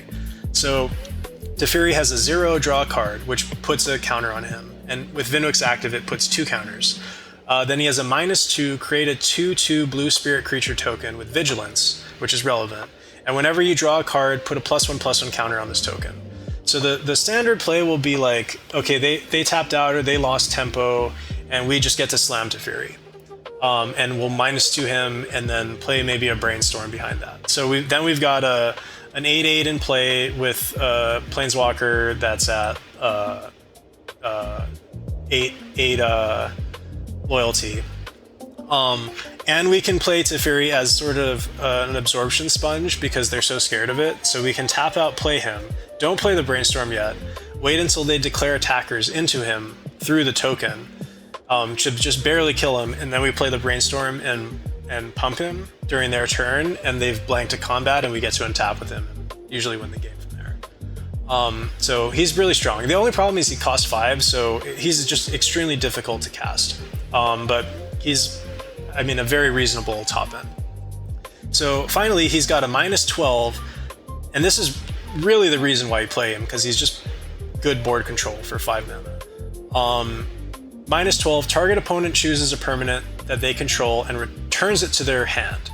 Then they shuffle each non-land permanent they control into their library. So this is just a better River's Rebuke. So it bounces one thing, but then everything else goes back into their library. So they get to keep their commander, and then they don't even get to recast. So it's just strictly better than River's Rebuke. Yeah, and that 12 may seem like a lot, but yeah, there's many there's turns where you can play this and 2 draw spells and then ult him in this deck. So just an extremely strong card and just fun to play card. Okay, finally we've got our extra turn suite. So we play Snapcaster Mage. Snapcaster Mage is great in our deck. It's a 1 in a blue flash. When this creature enters, target instant or sorcery card in your graveyard gains flashback until the end of the turn. The flashback cost is equal to its mana cost. On turn 3, we can Snapcaster bounce something. We also and Snapcaster's mainly in the deck because we can go. We have the play pattern of turn 5 time warp, turn 6 do something, turn 7 time warp again with Snapcaster Mage, which will just end the game pretty much. But he just also is a fantastic card because he pulls double duty on getting our removal suite back, getting our counter magic back. He also, when cost reducers are in play, he's like insane because he only costs 1. And a pretty common thing to do too is we can go Boomerang Basics our rock, then Snapcaster Boomerang Basics to bounce Snapcaster, then Snapcaster something. So he plays really well with Boomerang Basics, especially once the cost reduction is there. But yeah, and then we've got the two time warps. I mean, just powerful cards. Not much to be said there. Okay, finally we're at our land package, and then we'll talk. These are like cards for considering. That's why there's 163 cards. So our land package is 20 islands, Cephalid Coliseum, and this is a recent addition. I learned about this card when I was playing Vnwxt Commander, but I mean it's just an amazing card. Add 1, so it's a pain land. Add 1. This land deals 1 damage to you, which sucks in a 25 life format, but it also has Threshold for 1 blue, sacrifice this land, target player draws 3 cards, then discards 3 cards, and activate only if there are 7 more cards in your graveyard, hence the Threshold. So this is a draw 6, discard 3, once we have Threshold open. Just extremely strong for our deck. Next, we've got Lonely Sandbar, which is a cycle island, or cycle land.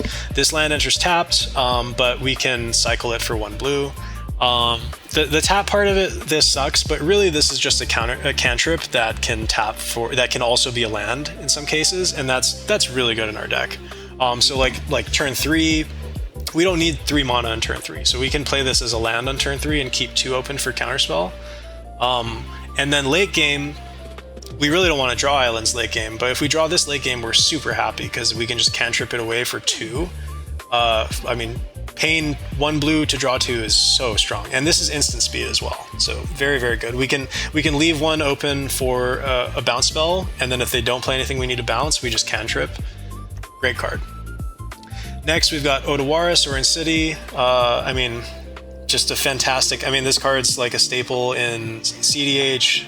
Really good. It's not counterable, and Vnwxt also discounts it. So it's got, and the amazing part about this land is it doesn't come in tapped, so it's just basically an island.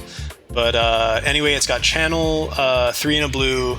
Discard this card, return target artifact, creature, enchantment, or planeswalker to its owner's hand.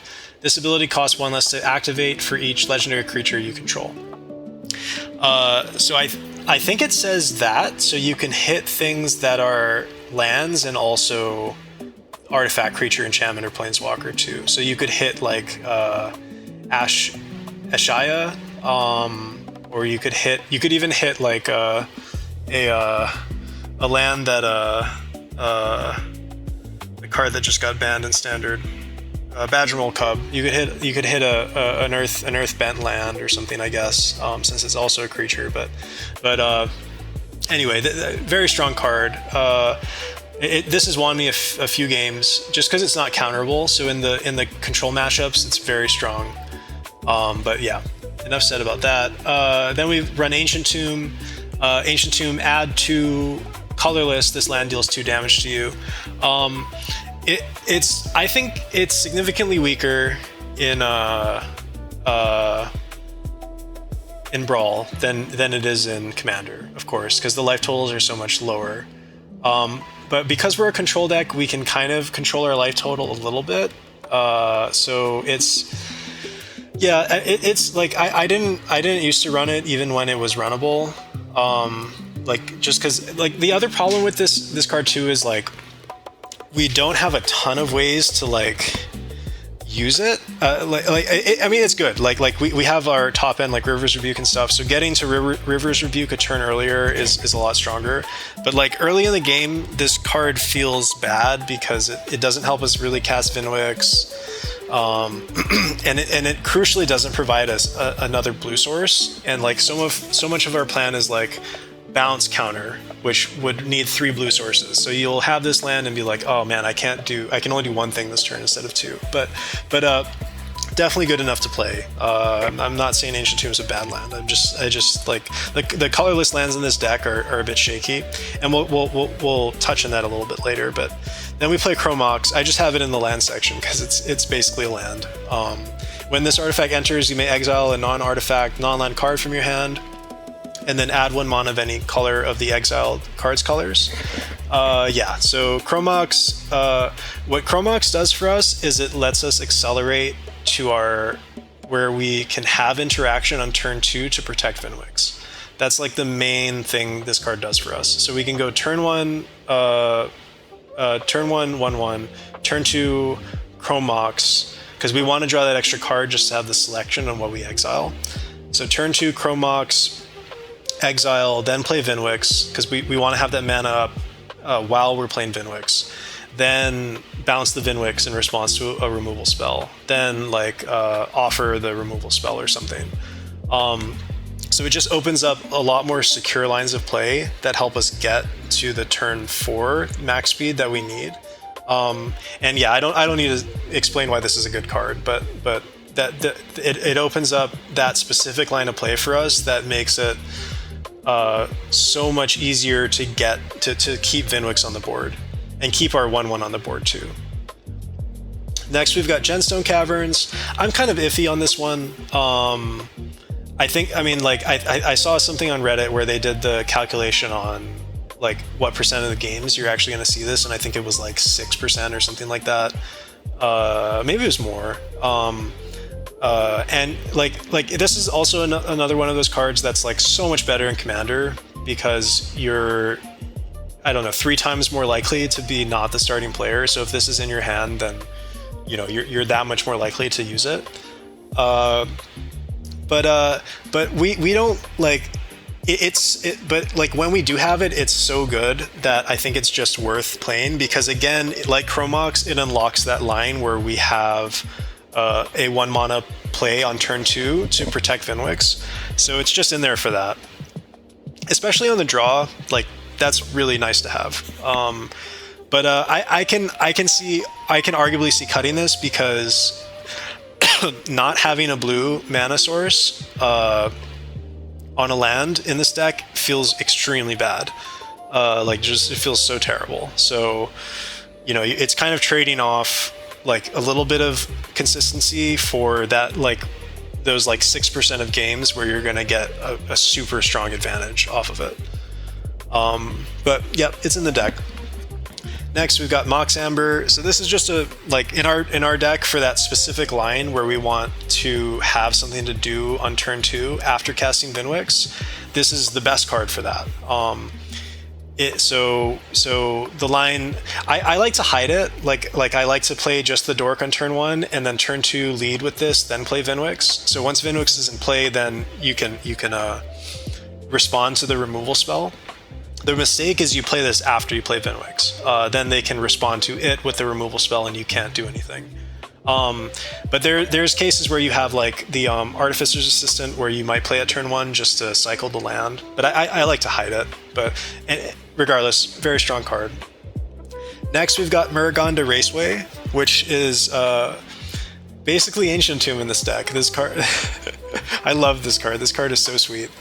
This is the best land in the deck. And the reason is because this allows the play pattern where we go turn 1 Dork, turn 2 Muraganda Raceway, activating speed, getting in with Dork, and we don't have to expose Vnwxt to counter magic or removal, and we can just leave interaction up from turn 2 to turn 3, and we're just super secure that game.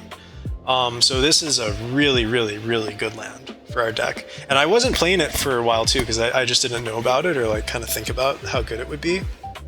But yeah, we have a second Ancient Tomb, which also makes Frantic Search a lot better. And it also, you know, it can just straight up cast Sapphire Medallion and things like that. So yeah, great card.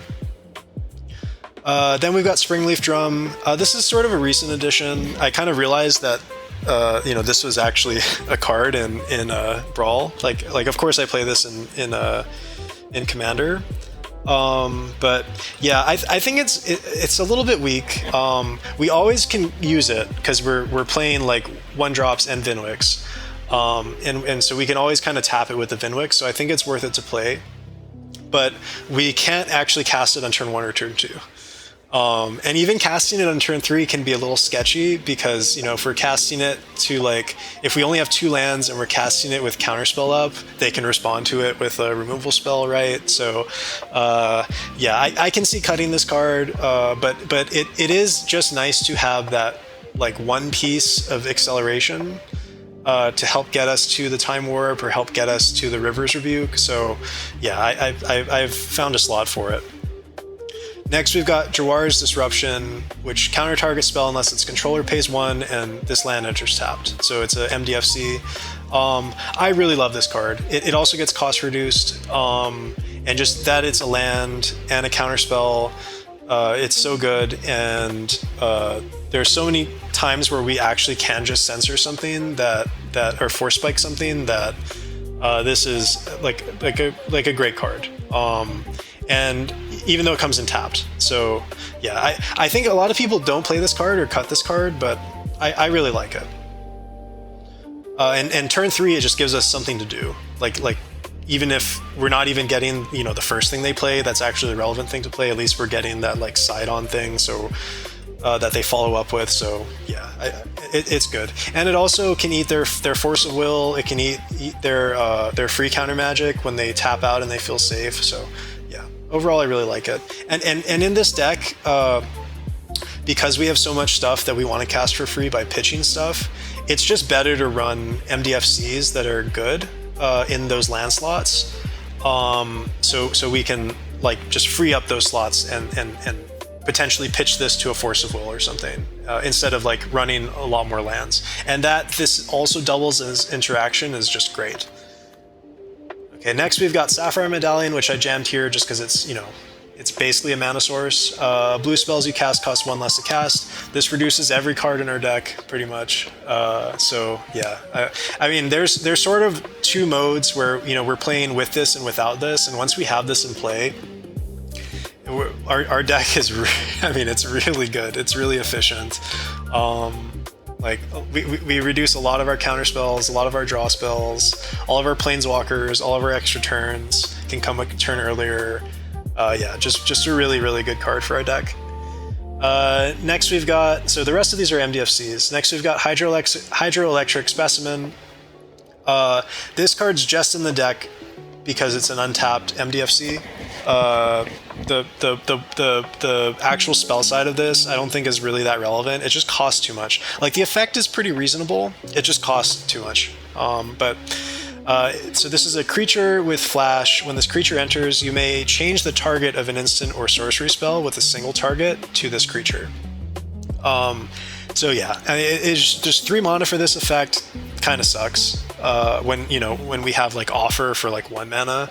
There are certain cases where this can be a blocker, which is surprisingly relevant given how many planeswalkers we have. But in 99% of cases, this is just going to be a land. Next, we've got Sink into Stupor, which is probably the best MDFC land in the deck.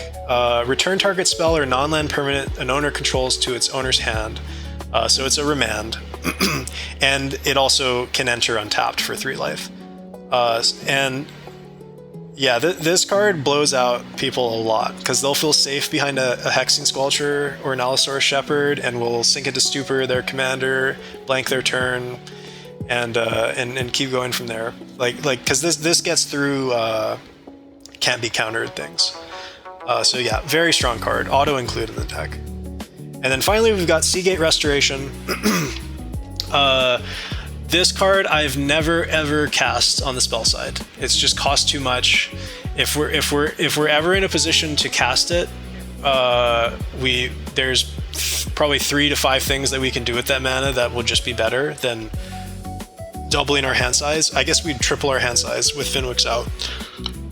But yeah, I guess if you build this deck and you want to style on someone, you can try to cast the spell. But yeah, we're never casting the spell. This is just in the deck as a MDFC that we can pitch the Force of Will. Okay, so that's our main deck. That's the whole deck. So yeah, if you made it this far, thanks. Yeah, thanks for watching. So what I'll do from here is just sort of talk about some of the other cards that are not in the deck, some of the conspicuously absent things, and then some of the cards that I'd consider that are just like not quite good enough to get in the deck, and then some cards that I think are just too weak that you might be on your radar for inclusion, but I've tested and think are just like probably not strong enough. And then finally, there's the Hullbreaker horror version of this deck, which I think is really strong. In Commander, I play Hullbreaker horror in the deck because you have access to a lot more mana rocks, which makes playing Opal more consistent. But in Brawl, it's hard to find enough artifacts to make Opal consistent. And obviously we don't have access to Soul Ring or like Mox Diamond, trying to think of what the other ones are, Mana Vault, things like that where like you actually have multiple sources to go off with Hullbreaker horror. But I'll talk a little bit about like an artifact package that you might consider. Okay, so just going through, so this column is like the staples and some considerations about how people typically build Vnwxt that I think are not incorrect. I just think like, or suboptimal. Not incorrect nor suboptimal, but just like I just don't think those play patterns are like as good. I guess maybe that is suboptimal, and I should just be stronger with my wording. But regardless. So first off, we have Pact of Negation, obviously a massive staple in Commander. The problem with this deck is we cannot pay for Pact, like pretty much ever. So this is just a dead card in our hand until basically like turn 10, when we actually have 5 mana. So yeah, we are not playing Pact of Negation. Next up, we have Library of Alexandria. This is a surprising not include, and I had been running this card to test it, and I've never been able to draw the extra card. Because our typical play pattern is we're running out, we're going land, guy, go. So we're already not going to hit the 7 next turn. Then we're playing a land, Vnwxt, go. So we're not hitting the land. Then we're interacting. So we're going down to 2 cards in hand. Then, okay, we're turning the corner with Vnwxt, we're going up to 20 cards in hand. So there's never a point in the game where Library of Alexandria is actually relevant, because we don't care about hand size. So we're not discarding down to 7 where we're going to untap and have 7. So yeah, and that it's not a blue source just makes it awful in the deck. So I've never been able to actually draw a card off of it, and it's not a blue source, so it's gotten cut. Next up, we have Mystic Remora. The problem with Mystic Remora is not that it's not a good card. I mean, obviously it's a staple in EDH, but the problem with Mystic Remora is we don't get to cast it turn 1, we don't get to cast it turn 2, and we kind of don't even really want to cast it on turn 3.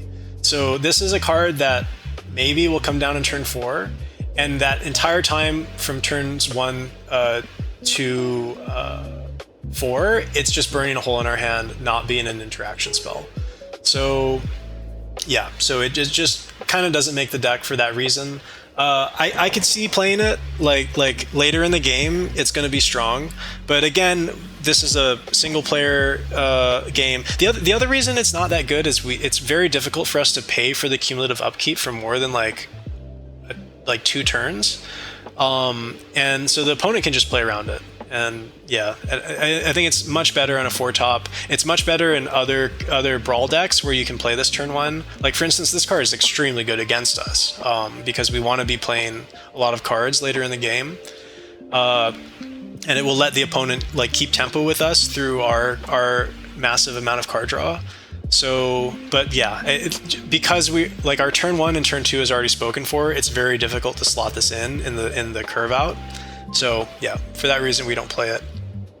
Next up, we have Mystical Tutor, which is, I think, also a surprising thing that we don't play. But as I mentioned before, our card consistency is is pretty strong. Like, there isn't one card in the deck that just wins for us. Like, we're not trying to do a Tainted Pact kind of thing and or combo off. We're just trying to accrue card advantage.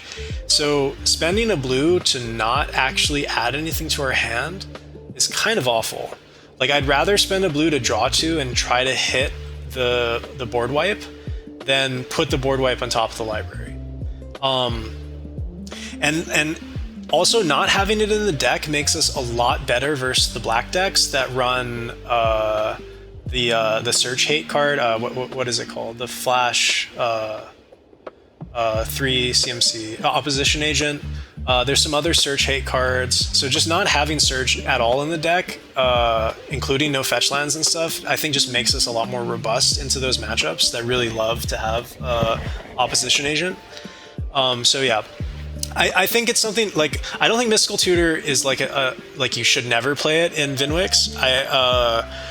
I also don't play it in my IRL version. It's just like the card slot that it takes, I think should just otherwise be a cantripping card, because the card quality of our deck is just so streamlined that there's nothing that we're specifically searching for that puts this over the top for inclusion. Okay, next up, Pongify. So this is a card I go back and forth on, and maybe you were surprised not to see it in the deck, but I just don't think it's good. I think there's certain cases where it's extremely good, like into Orcish Bowmaster.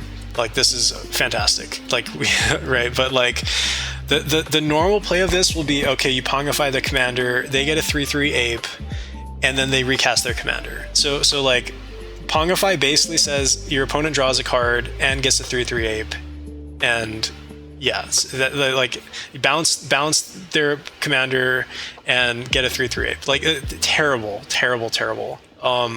So yeah, it's just not not a good card. I mean, the 3/3 ape lines up relatively well into Vnwxt's 4 toughness, but just giving them the extra material and also it doesn't remove the commander.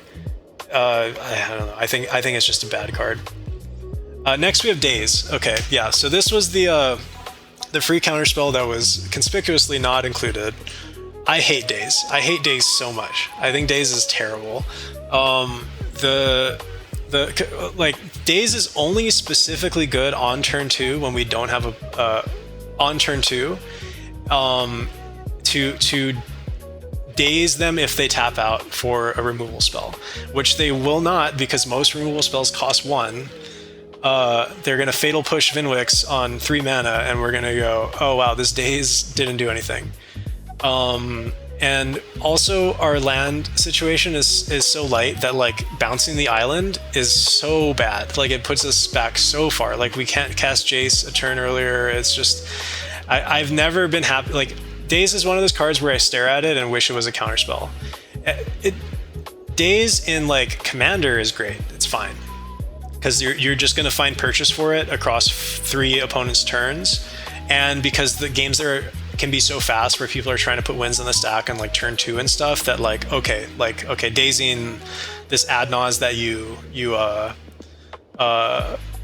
mana vaulted plus Dark Writ, it just wins the game, right? Or at least blows them out.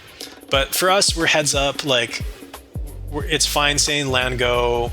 Like, Daze is just terrible. I think I hate playing Daze. Now Daze like blows us out. So, but especially on like turn 2 and stuff. But yeah, I just hate Daze. Anytime it's in my hand, I'm like, I wish this was a different counterspell.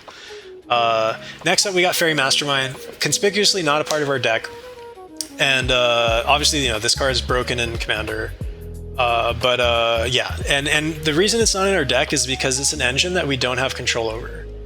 And in heads up play, that's so much more relevant than in a 4-top, where everyone like is just going to want to play through your engines in 4-top because they have the thing that they're doing.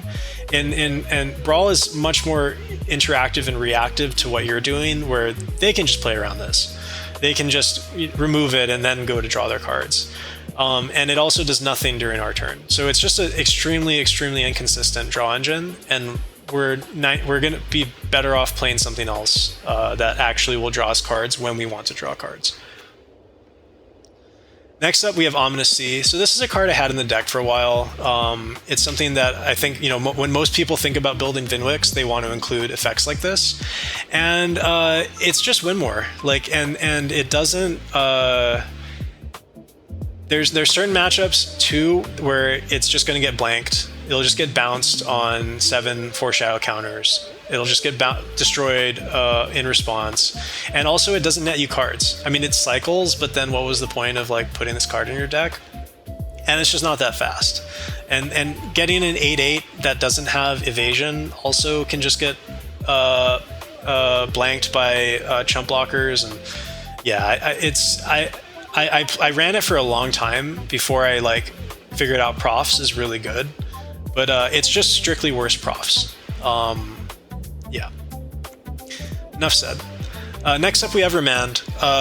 Counter target spell. If that spell's countered in this way, put it in their owner's hand instead of into the player's graveyard. Now, if this said put target spell into owner's hand, this would be playable. But because this is, 1, a counter spell, so it gets blanked by uncounterable things, and 2, it just puts the thing back into their hand, it doesn't make up for the fact that we would get to net 2 cards off of the draw. Because a lot of the things, especially the things that beat us, like Orcish Bowmaster or Nashi, for instance, if they have 8 mana, they just get to recast Nashi, right? It's terrible, terrible, and get to do that at our end step. So yeah, I would much rather have a counterspell than have Remand. If you do end up playing Remand in Vnwxt, I don't think it's the end of the world, but I've just found that the straight up counters are more consistent. Next up, we've got Volatile Stormdrake. Really strong blue card. The problem with Volatile Stormdrake is it adds a blocker that can eat one of our flyers. And there's not really anything we'd want to take on turn 3 where we'd be willing to sacrifice our entire game plan if we've got a flyer in play. So it's just a ton of anti-synergy with the deck. So hence why it's not included. Next up, we've got Rhystic Study, which I played in the very original iteration of this deck. Just not as good in Heads Up as it is in Commander, where it's probably the best card, the best card ever printed for Commander. This card is insanely good against us, unfortunately. But yeah. And the other problem with Rhystic Study is it's just too slow. We can play it turn 3 and net 0 cards, right, and tap out. We can play it turn 4 and net pretty much 0 cards. They get to play around it. Yeah, it's just too slow. It doesn't affect the board, and our curve is extremely light. We want to be functional on 2 mana, and this will just sit in our hand and rot in a lot of games, and it's also just not an interaction spell. So, yeah, not included. Archmage's Charm. This was in the deck for a while, especially before I added the colorless lands, and it's nice because we get a counter a spell, and you also can draw off of it. So this can also be a draw 4, and we also can steal their Mana Rock or their Esper Sentinel or something. Which stealing Esper Sentinel in this deck is pretty sweet, but yeah, it just costs too much now that we have free counter magic. So this came out for Force of Will. And also now that we've added more colorless lands to the deck, this just gets so much harder to cast on turn 3.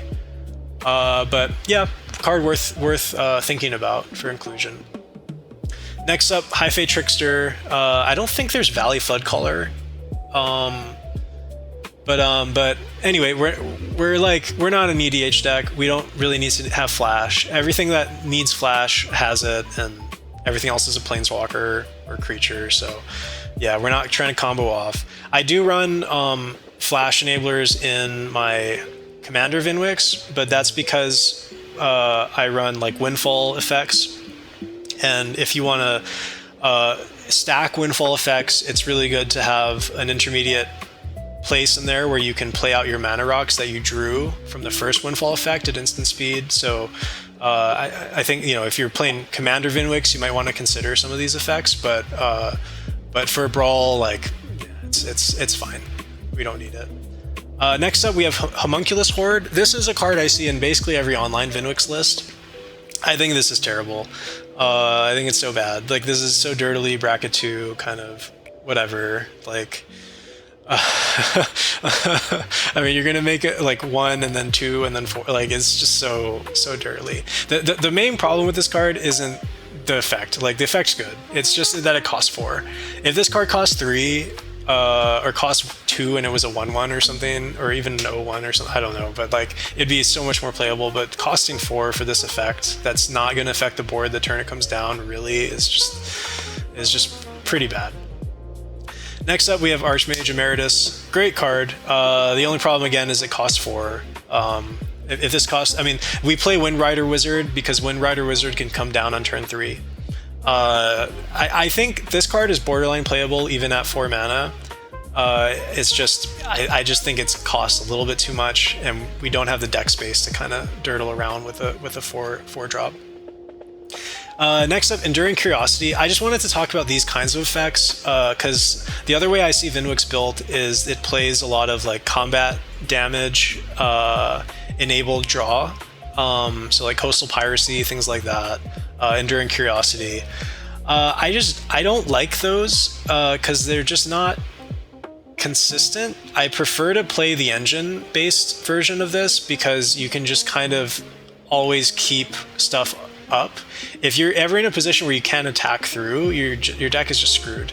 And also you end up in positions where you might deck yourself because you have 5 guys out and you're attacking and drawing 10 every turn, and then you can't deal combat damage anymore at a certain point if you've drawn too many cards. So yeah, it just feels a lot less controllable than having an engine where you can like control the pace at which you're drawing. Like, I've never decked out playing this deck, but like I've decked out in playtesting playing the Enduring Curiosity versions. So yeah, I think they're just fundamentally suboptimal. And then we got Mindbreak Trap, also a CDH staple, also absent from the deck. We're just not a 4-player format in Brawl, so this card is basically never going to be cast. Like the counter wars get up usually to like 2 counter spells on either side max. Next up, we have Rewind. Rewind's a sweet card. I like Rewind. It used to be in older versions. The problem is just it costs 4 mana, so we can't cast it on turn 3. Most of the time, we can't cast it until like turn 6 because we're missing land drops. And then against blue decks, it's terrible because we're tapping out. If we're tapping 4 down to cast it, and it's going to get countered. So, yeah. Then we've got Archmage of Runes, just like Archmage Emeritus, but it costs 5, so it's even less playable, but I just thought I'd include it. Okay, so now we'll talk about some cards that I think are close to being included. They just haven't made it because they're just slightly worse than we have the deck space for, or they've been in the deck before and I've taken them out. But first up's Flitterwing Nuisance. I really like this card. Flying... enters with a -1/-1 with 2 power, 2 toughness, so it's a 1/1. And then for 2 and a blue, you can remove a counter from this creature, and whenever a creature you control deals combat damage to a player or planeswalker this turn, draw a card. So if this said whenever a creature you control deals combat damage to a player, like blank, this card would be in the deck.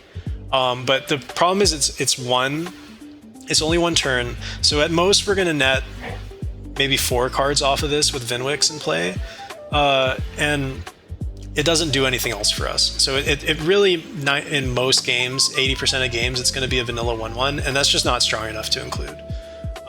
It doesn't protect Vnwxt, it doesn't let us see extra cards through scries, and then there's going to be some games where we get to draw 6 cards off of it and feel great, but it's just not overall a consistent card. The other problem too is like we don't want to play 3 1-drops. Like, we want to play 1 1-drop, get in, turn on Vnwxt, and then stop playing creatures, like except for our engines. Like the 1-drops are much better in our hand, where they're going to assist in casting the free counter magic. So we actually don't want to build a board of a bunch of 1-drops unless we're really trying to race them. So this card is a little bit anti-synergy in that sense. Okay, next up we have Mausoleum Wanderer. This was sort of the 101st card. This card came out for Stature Size Shifter. So it's flying. Whenever another spirit you control enters, this gets +1/+1. So notably that can trigger off of the flash from Spectral Sailor. But sacrifice this creature, counter target instant or sorcery spell unless its controller pays X, where X is this creature's power. It's so this card was in to protect Vnwxt on turn 2. So they can't tap out to play a removal spell, or at least they have to think about it. The real problem with this card is it's telegraphed. So you have perfect information about this card and how to play around it, and it's only Force Spike. So Force Spike is good in a lot of cases, but you're just like, you can play around Force Spike if you know that there's Force Spike there. So that was why it got the remove. That's why it got removed over Stature. Stature is just a much better card. But I think this is a playable, just because it makes counter wars and certain things a lot like harder for the opponent in a lot of cases, especially for like Yuriko, where they're usually pretty land light. And yeah. So, and it can kind of, and sometimes your opponents forget about it, and you can kind of get them too. But yeah, playable, but not just on the edge of playable. Next up, we have Spell Pierce, which I've talked about before. I had this in the deck forever, and it kind of went in and out of the deck. Honestly, I think it's fine into the current blue heavy meta. I just really hate that it, 40% of the, or like later in the game, this is just a dead card. Like, I just really hate that about this. So yeah, so it's fringe playable. If you really hate Offer because of the you want to have a good matchup into Kinnan or something, I think you could switch this for Offer, but yeah. Next up we have Super Intelligence. I haven't actually really tested this card a lot. I think in theory it's pretty good. Yeah, so I just wanted to note it. I think you can play this. I just don't like it playing this over some form of removal. I think having the removal for just maximizing tempo is better, but I just want to note that this is probably a playable card. The other problem with this card is it's not an engine, so like you can't do things to get more out of it. But yeah, just noting that. Next up, 3 steps ahead. I used to play this card. I think this card's good. So it's got Spree, so you can do one or multiple of these as long as you pay the extra cost. So counter target spell, create a token that's a copy of target artifact or creature you control, or draw 2 cards, then discard a card. So every part of this spell is relevant. Creating a token of the Wind Rider Wizard, or creating a token of Oracle of the Alpha is insane. And that you can do it at instant speed and get them is really good. Countering target spell, of course, is why this is in the deck. And then this also doubles as a draw 2. So the way that I was playing Vnwxt before was all or most of the counter magic, because we didn't have access to like Force of Will and things like that, all of the counter magic had an additional ability to draw cards. And that way you can kind of use them situationally. So you could counter something if you really need to, and if not, you can just end step draw. And keep accruing advantage like that. Now that we have just, much better removal spells, access to much better removal spells, this card has gotten cut as sort of a, obsolesced, but I still think it's a good card. Then we got Witness Protection, which is the other version of Unable to Scream. Good card. I can see you playing both copies of it, but I like to just play one drop and the 1 flash 2 drop. Then we have Censor. Censor was in my deck before, surprisingly. So it's just days, but you get to cycle it. So there's a lot of edge cases where they'll tap out for something, you get to censor it, okay, cool. And if not, we can end step cycle it.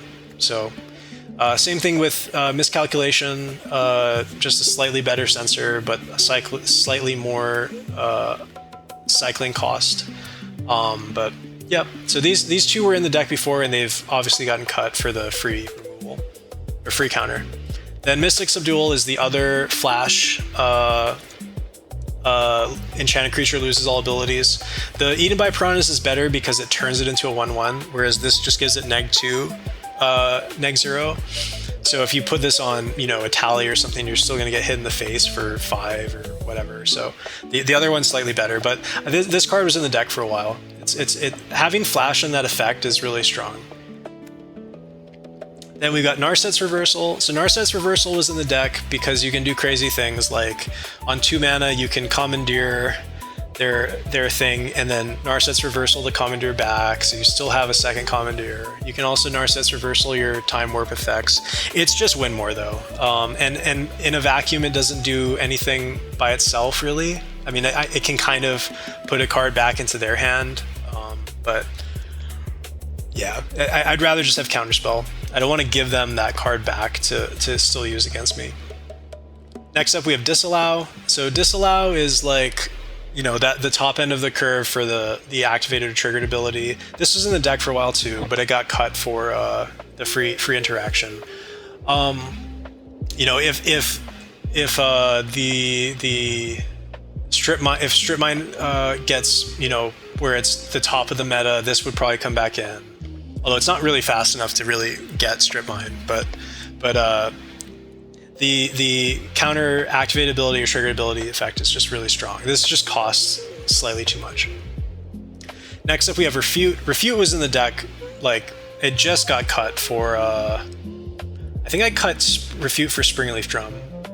The really good card.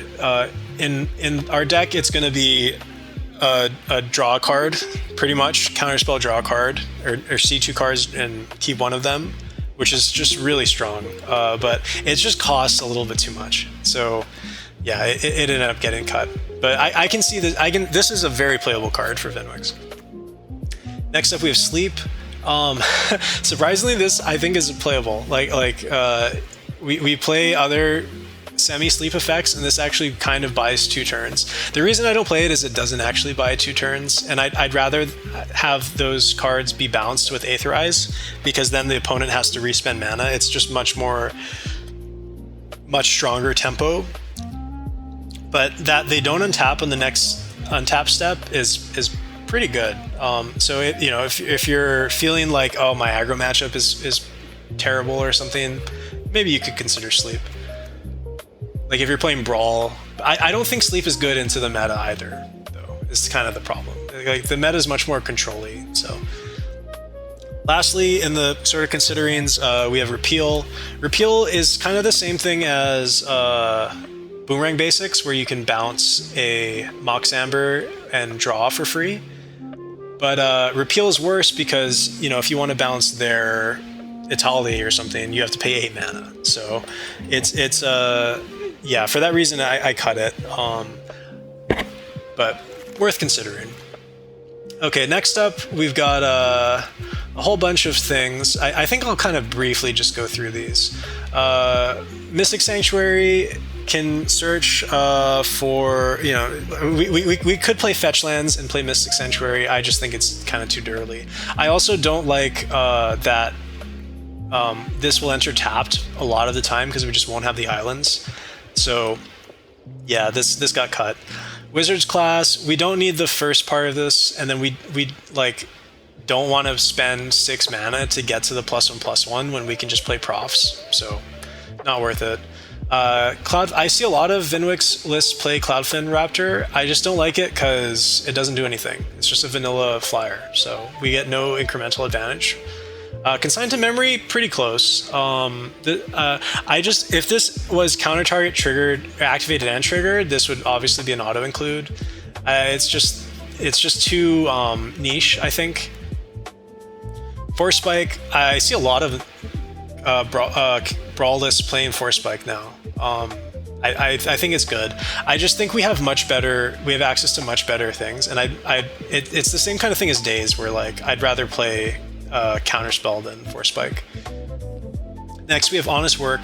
I've seen lists play this and I'm always really confused. I think this card's terrible. You should just play Witness Protection or something. Like this card's just so bad. Giving your opponent an extra mana for this effect is just awful. So don't play that card. Next up we have Illavoid Gale Blade. I really like this card. It's flash, which is really significant, and it also can draw a card for 2. Pretty strong. And you know, the other thing you can do is you can block if they have lifelink, sack it, so you blank their lifelink thing. So yeah, I like this card. It just doesn't get there. Like the other flyers we have in the deck are just better though, because they actually get the advantage when they come in. This has to wait. But yeah, it's pretty reasonable. Merfolk, Wind Robber. This was in the deck for a while. It just takes too long to get active. Yeah, so not an auto include. And we have Miscast. This is the same sort of thing as Spell Pierce, where I don't want to have the opponent have an out where they can pay 3 and get around this. Next we've got Opt. Opt is borderline playable. It's just you don't really want too many cantrips in the deck because you just lose deck space where you otherwise would want interaction. Opt is instant speed, but that doesn't. The instant speed part of it doesn't matter a lot of the time, and it's not like we're Katara where we want to be interacting on their turn just like to advance our game plan. So yeah, I haven't included Opt. Stairmaster Sprite. That's another thing to consider. I don't rate this ability that much because most of the things you want to deal with and remove are things with like static abilities, and this just doesn't get there on those. Then we got Spell Snare. Spell Snare is kind of an interesting one. I just think it's too niche. Like it's just too and Spell Snare really shines on turn 2 when you're on the draw and you can get their turn 2. And we're never in a position where we want to be doing that. We want to be curving. So yeah. Stern Scolding's another thing. We just don't care about the small creatures. Like we've got an 0-4 toughness guy. I mean, I suppose this eats a what's its face, a Orcish Bowmaster, but I'd rather have Counterspell. Counterspell just hits everything. Then we have the Serenades, or the Strict Serenade Swan Song. These I used to play, but they're so anti-synergy with our deck because they give them a blocker that eats our 1/1. Swan Song is much more playable in Strict Serenade, but even Swan Song, because we can't actually cast these on turn 3 if we have a flyer that as our plan to get to max speed. So I just rather have Counterspell. Next we have Keep Safe, just another niche thing. I just think it's too niche. I'd rather have Counterspell again. The draw of the card is nice, but you know, the more general you can make your interaction pieces, just the better it is to go against the you know, to play against different metas. If you could sideboard, obviously maybe cards like this could come in, but yeah. Then we got Loki. I had high hopes for Loki when I saw it printed. I was like, oh, maybe I can slot this in. So I haven't actually tried it. I just don't like that it's that you control. So like your bounce spells now all cantrip, but none of your counter spells cantrip. So basically only like 25% of our deck will cantrip, and that's kind of not good enough. We don't really have the deck space for that. And we don't have any creatures that like target things. Like we don't have like an Alphedo Alchemist kind of thing where we can like get this on each turn consistently. So yeah, I was a little disappointed I couldn't find a slot for it. Then you got Monolith again. It's just yeah, I don't want them to have outs late game. Something I see. This is a card I see a lot of list play. Silent Hulk Creeper. I just don't like that it doesn't recur. So you only get the effects like 3 times, I guess. You can well, you only get the draw once, so it's really kind of not even an engine. And then there's not a whole lot of stuff that we can clone. And then paying 2 for this is also awful. If this came down turn 1, obviously this would be an auto include, but yeah, I think it's not worth it. Then we've got Compulsive Research, which is just Thirst for Discovery, but it's a sorcery. Sorcery is not good enough to play for that effect. Then we got Unwind. Again, Unwind suffers from the same kind of thing as like Frantic Surge and Rewind, where this is just going to get countered. And we're going to cry. And the untap the lands part is good, but it's not as good as Frantic Search, where at least Frantic Search we can control when we do it. Unwind needs an opponent to do it, right? And Unwind is better in the Commander version because you have a lot more free rocks and even free free spells that you can play, like Snapback or things like that, Submerge, things that you don't have access to in Brawl. Where you can go up mana to play this, but yeah, I think it's not you don't have enough control over it in Brawl to make it work. Okay, finally, and I've probably talked too much for this video, but finally we can talk a little bit about the artifact version of this deck, which is just to say that like Hullbreaker Horror is a really good card.